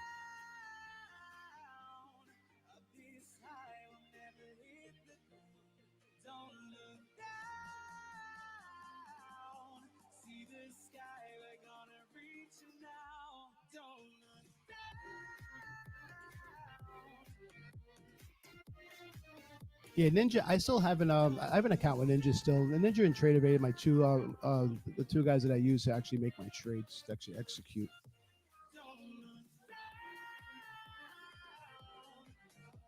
I didn't mind Ninja's platform either. I mean, once you get used to it, it's pretty. You know, the weirdest thing about Ninja for me was that using my mouse when I'm scrolling, like here, if you're scrolling, it goes left to right. There it goes right to left. It was weird getting used to. Are your fists breaking? Are you climbing over walls? Are the times changing? Is the noise fading? 'Cause I wanna get it I'll tell you all. this: the market was set up really for a drop, but it's just not. The bulls are not giving in. It's just anytime you're in a bull market, it's so tough, and there's so many different levels to break. So if you imagine, right, that there's a bull that's in this thing from the very beginning, or like a million bulls that are in this thing from the very beginning, and they're in so much green right now that unless they decide to profit take at a certain level, like the market's not dropping. So if you have a million of these people that are still in the market, it's so tough to get them to cover. So you're not getting those big spills unless you're not making them cover is the best way of putting it. They're covering on their own, they're profit taking, but they're not getting squeezed out of that. But you can squeeze a lot of the shorts that are in there though, because those shorts, they're all new shorts. They have to be new shorts, right? Yeah, PC building master. I'm learning. I'm learning. I'll tell you what though, it's addictive. Building a PC like this has been very addictive for me, and it's gonna get a lot costlier than that. But so, guys, imagine. So, if you're in a bull market right now, you're not squeezing out bulls the way you do it, where you're going to squeeze out bears, and that's like the whole pretense of it. So, it's tough to get through those levels. But when you do, it's for the most part profit taking or news, right? News will scare out investors as well, but it's most parts it's profit taking. So one guy takes profit, maybe another guy jumps in, but they're not all jumping in. Like if bad news happens, and there's war going on, if COVID shuts down the country and the world and that kind of stuff, that's stuff that really crashes markets, right? Because now everyone is just it's like a free fall.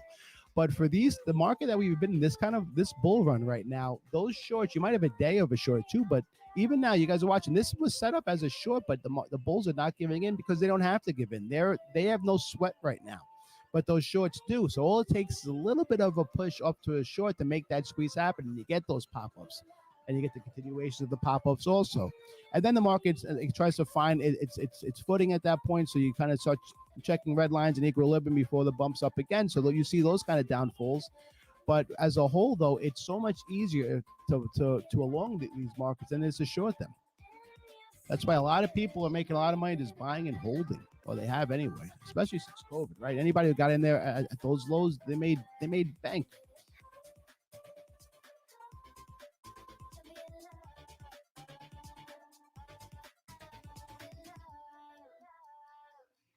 Given to me, I'll do the same. Just like destiny is calling, I'll give the match, you start the flame.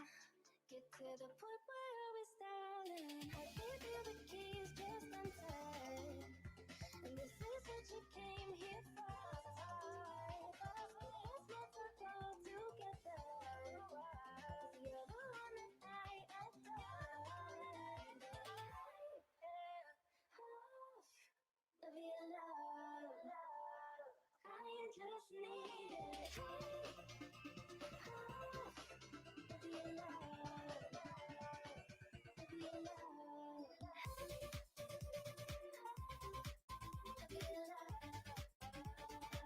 Yeah, a lot of people I could have went to a coma. Yeah, a lot of people made money off this. Hey, Russell's testing that 2276 number. Let's see what happens there.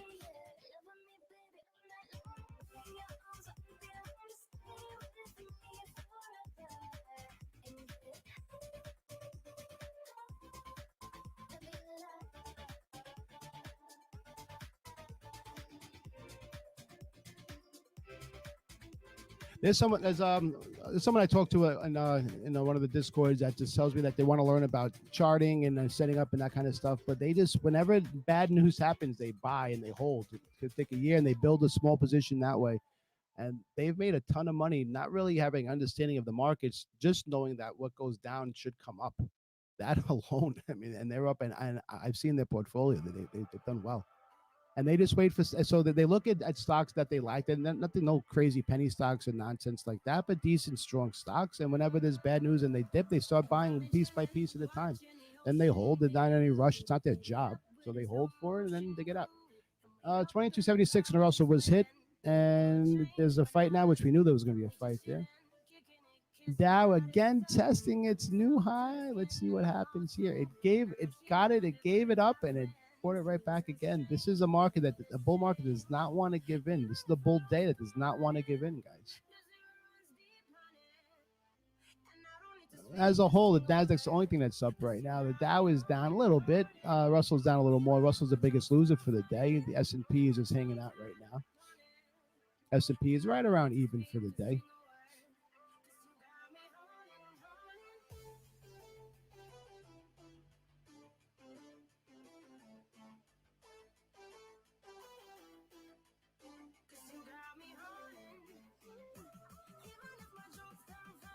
But this is the market saying, guys, we're not giving up on the long yet. Not for today. Not today.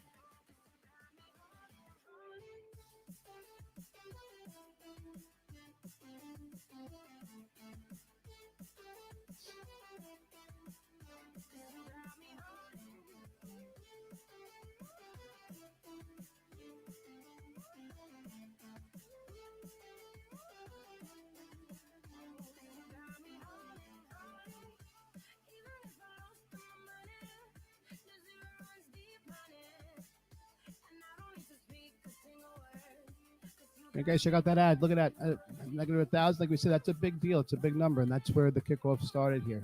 So we'll see if it's going to range from now. It's still, as a whole, the channel is going down. Here's another little trick I get just for myself to kind of get an idea.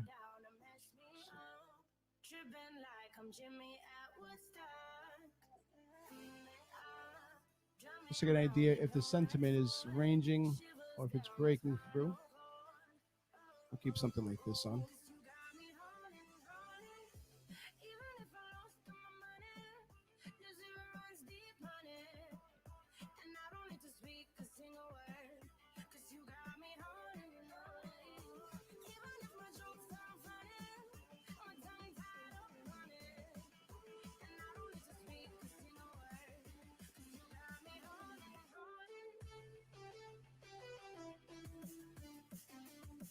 Well, guys, we did say the Nasdaq, if it's going to break through, it's going to bring everything else. Nasdaq was playing Big Brother today, and now it's bringing everything down with it as well.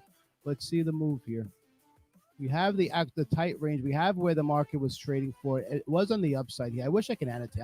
I had it yesterday. I don't know why it's not working today, but we're going to fix that. But there was a range here climbing up there. We finally got the breakthrough on Nasdaq. Broke down again, and it's kept climbing.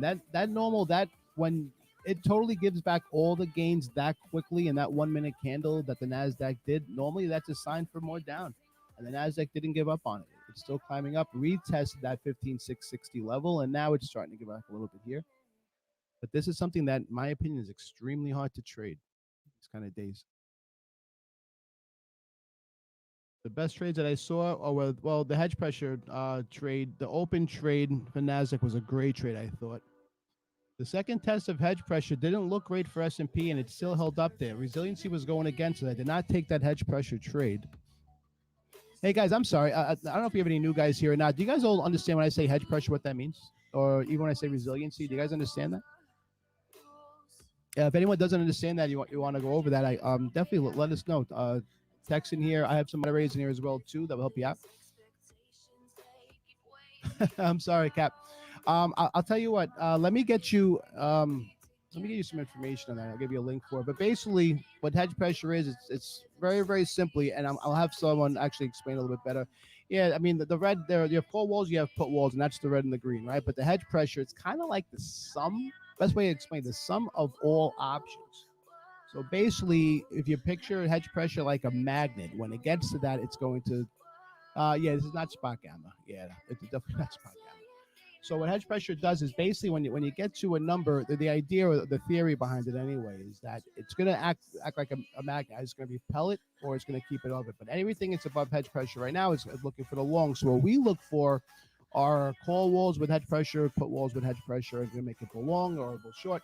There's a lot of cool stuff on it. I will get you maybe one of the moderators if you want to reach out to the captain. We can get you some quick insight of it. But basically, it's a sum of all options. So it's where the market makers and where the dealers, when they're hedging themselves, taking bets, are these numbers, and we kind of figure out these numbers and we use that for our trade plans. And actually, the founder of the company that does this, it's a software company. The founder actually creates that. He writes his trade plans up every morning based on the hedge pressure and the hedge red walls. Let me show you a couple examples of things that have happened. Hold on. And again, guys, I say it every show. I haven't said it yet today. I don't think. Maybe I did in the morning. But my trades don't ghost me. I'm not a professional. I'm not a licensed professional, I should say. I do trade for a living, but I'm not a licensed professional. Don't ghost my trade. This is not trade advice. This is not for you to take what I'm saying and make trades off of that, though. It's illegal for me to do that, so I do not do that. So please don't ghost my trades. It's just really more of talking about the market, talking how I see the market, and kind of learning together. So please don't take this as Jason said it, so it has to be, this is golden, and I'm going to follow that. Don't risk your money on my trades. This trading is the hardest game you'll ever do in your life. You will lose more than you win. 90% of all traders, day traders, I should say, lose money. So please keep that in mind when you're making trades. But there are some cool things that we do see in the market, and we share that with you guys. That being said, let me pull up. Let's show some walls here, so we can find some cool examples for you. Show you about hedge pressure. Oh yeah, I mean hedge pressure right over here, right? If you're looking at IWM, which is a Russell, opens up at hedge pressure, pushes away. If you're looking at the S&P, when it gets to hedge pressure, it pushes. So it's like a magnet pushing back and forth, right? So one of our guys said, one of the guys that are in our group, he was talking about taking a long for the NASDAQ QQQ. He took the open long. We were above hedge pressure. We were in the call walls. That's a great setup for a long. He took the long. I think he took it actually to a wall and then had a rider right. I don't know if he held the rider when he got out of it, though, but it's still a great start-off trade, right? Dow right now is holding above hedge pressure. S&P has kicked off twice off of hedge pressure, right? So we use this as kind of like our line in the sand, right? We're giving up on hedge pressure, and then that's kind of what it means. We also have something called resiliency. And resiliency, which are these numbers here, you probably can't see these numbers, and I apologize for that. Let's see if I can make it a little bigger. All right.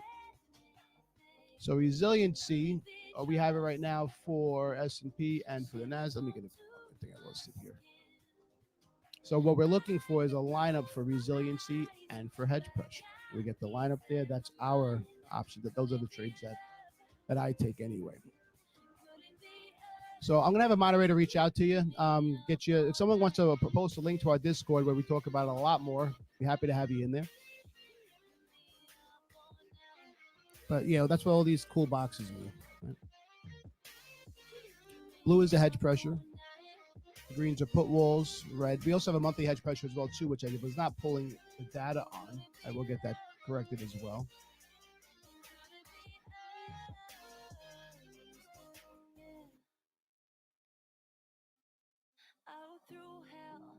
So yes, whenever you hear us talking about hedge pressure, that's what we're talking about. If you hear us talking about resiliency, what we're looking for is a positive or a negative. If resiliency is holding above 2030. Positive, that's a setup for us for a long. Negative, vice versa. Personally, I like longing a hell of a lot more than I like shorting. And I think it's a rule of thumb that's a great. I don't know a lot of people who are successful just shorting trades. I mean, day trading, it's a tough game. Shorting, people short more because they pay off quicker. Like even you guys saw me take a short today, and it was a simple trade with a very, very simple stop as well. So I took the short trade and I hit one contract for $500 within 30 seconds. So yes, there are definitely short trades, and it seems like it's easier because it's quicker money, right? And that's the whole month. What's the old theory?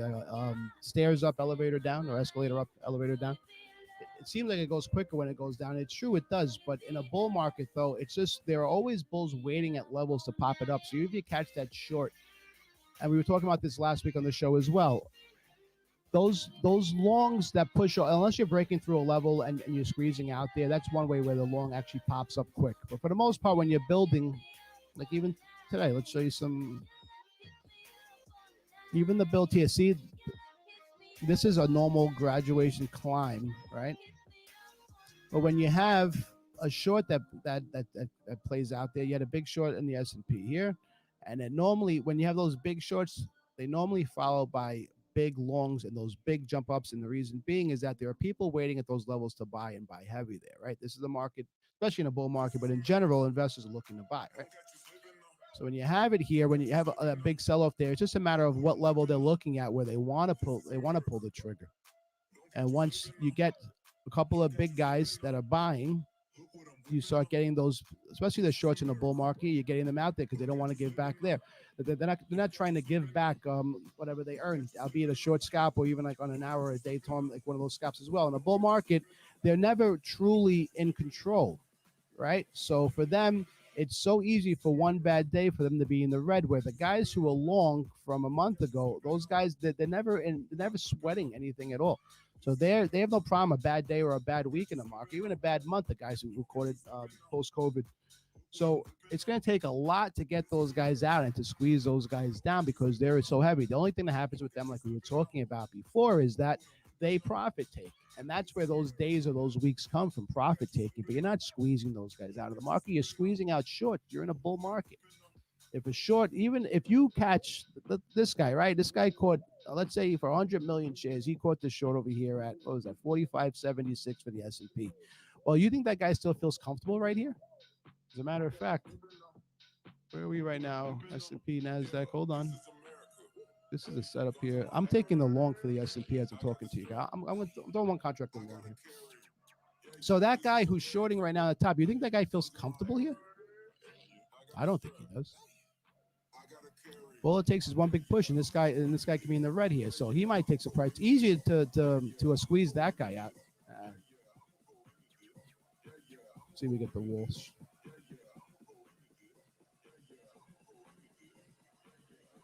So it's a lot easier to squeeze that guy out of his short than it's the guy who's in the long from way down here from friggin' the 4,000 number. You're not getting that guy out right now.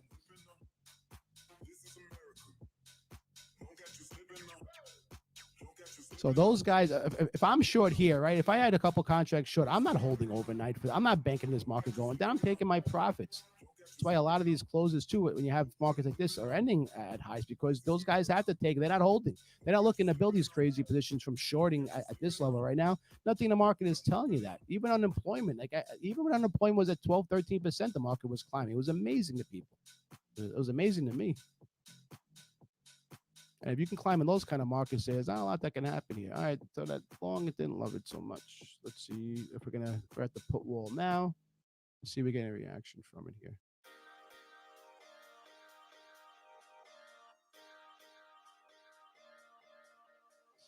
Running through the lights of my thoughts, standing on the edge of my charm. Yeah, and those companies like the Apples, I mean, even Facebook when I had that news and it popped down there, those big companies and Netflixes and the Fangs and stuff like that, you think those guys are scared? Those longs? Amazon, the friggin' juggernaut, Microsoft, all these companies, even when they're getting down, those guys never get nervous. All right, I don't like this.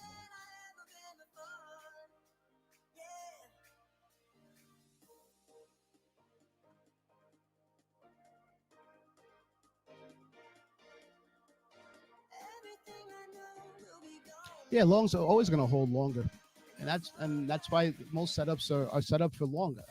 Most profitable traders that I know, they're all long guys. Now there are scalps for short. I take them as well. You guys saw me take a scalp today for a short that paid out well, and those setups happen as well too. But I'm like 75-80% long when I'm making my trades.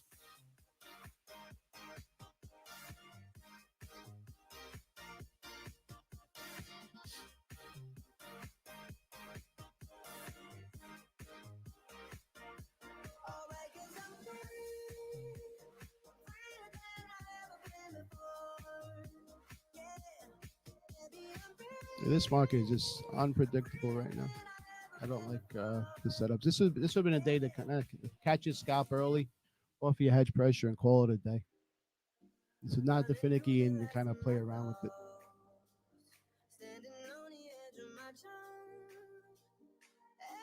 11:30 hour. All right. Hey guys, I'm gonna take a quick break, 5 minute break here. I'll take you guys. Give me to like 11:30, 11:32, and I'll be right back. Our memories won't fade away. So I don't look below. I know we'll make it out okay.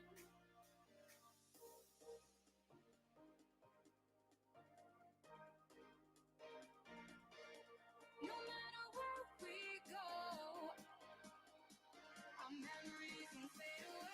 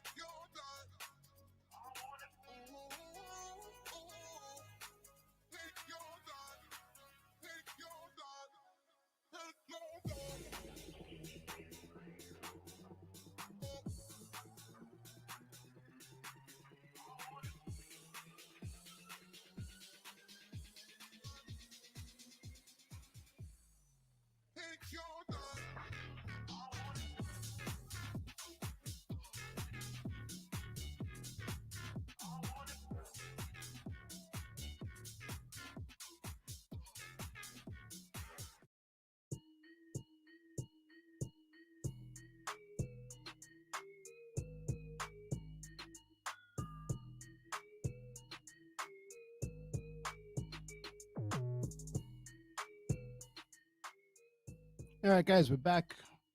Bring you guys to the 12 o'clock hour.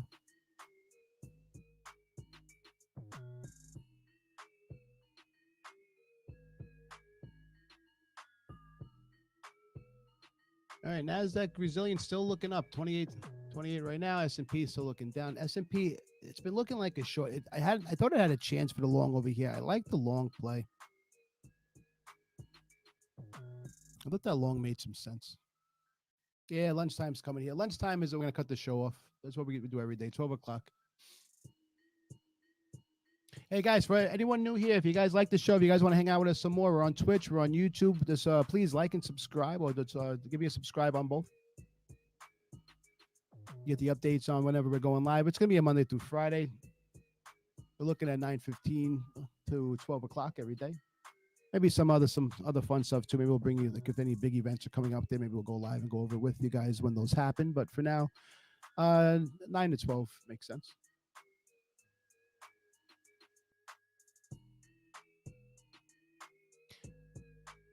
So yeah, these are not spots that I'm looking to get involved in any kind of trade here. Dow is testing its hedge pressure a little late in the day for it, but it is testing it. We'll see how that plays. There were some very clean trades today, though, but kind of finicking in the middle right now is not the greatest thing. DTP system, though, would have done well today. Open long for Nasdaq was a very, very good trade. S&P paid off as well with its hedge pressure trade, as well as the Russell. The Russell paid off as well. So today we're going to call it DTP1. We're going to call it market 0.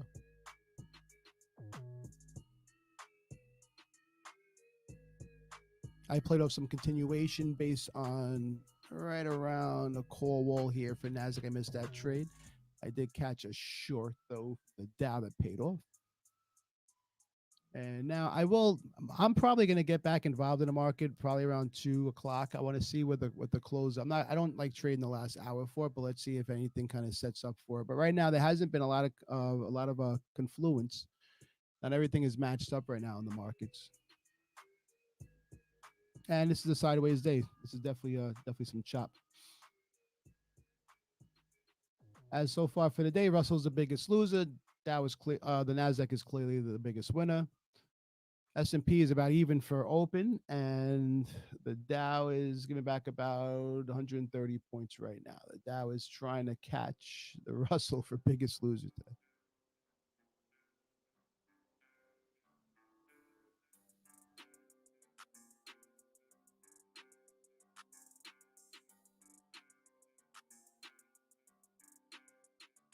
Internals are looking down as well. We do that.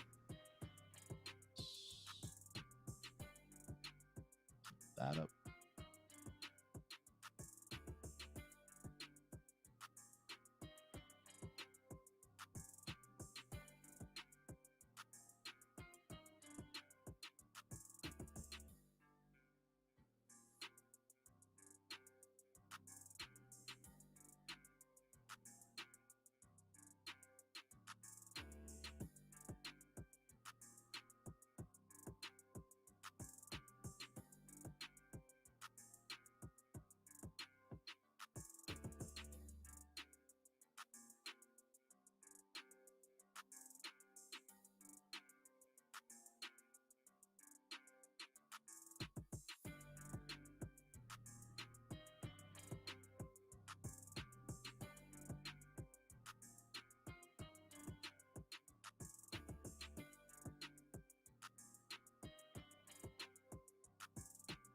All right, Russell's kicking off 2271 level right now. Let's see if that holds. 2276 for the Russell would be next. Dow is kind of giving up, consolidating right now. 33536 matters as far as the Dow is concerned.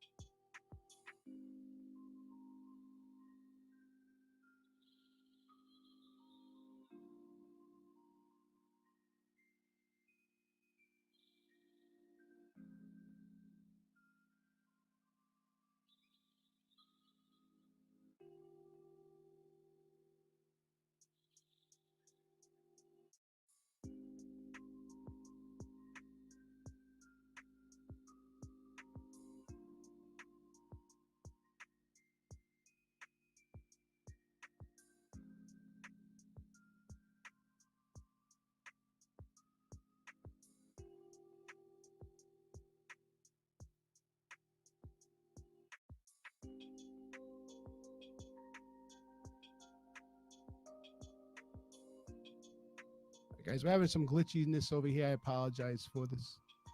11:40 right now. We're gonna call it a little shorter today. I gotta check out some stuff and pick us up there. Hope you guys enjoyed. I will see you guys tomorrow.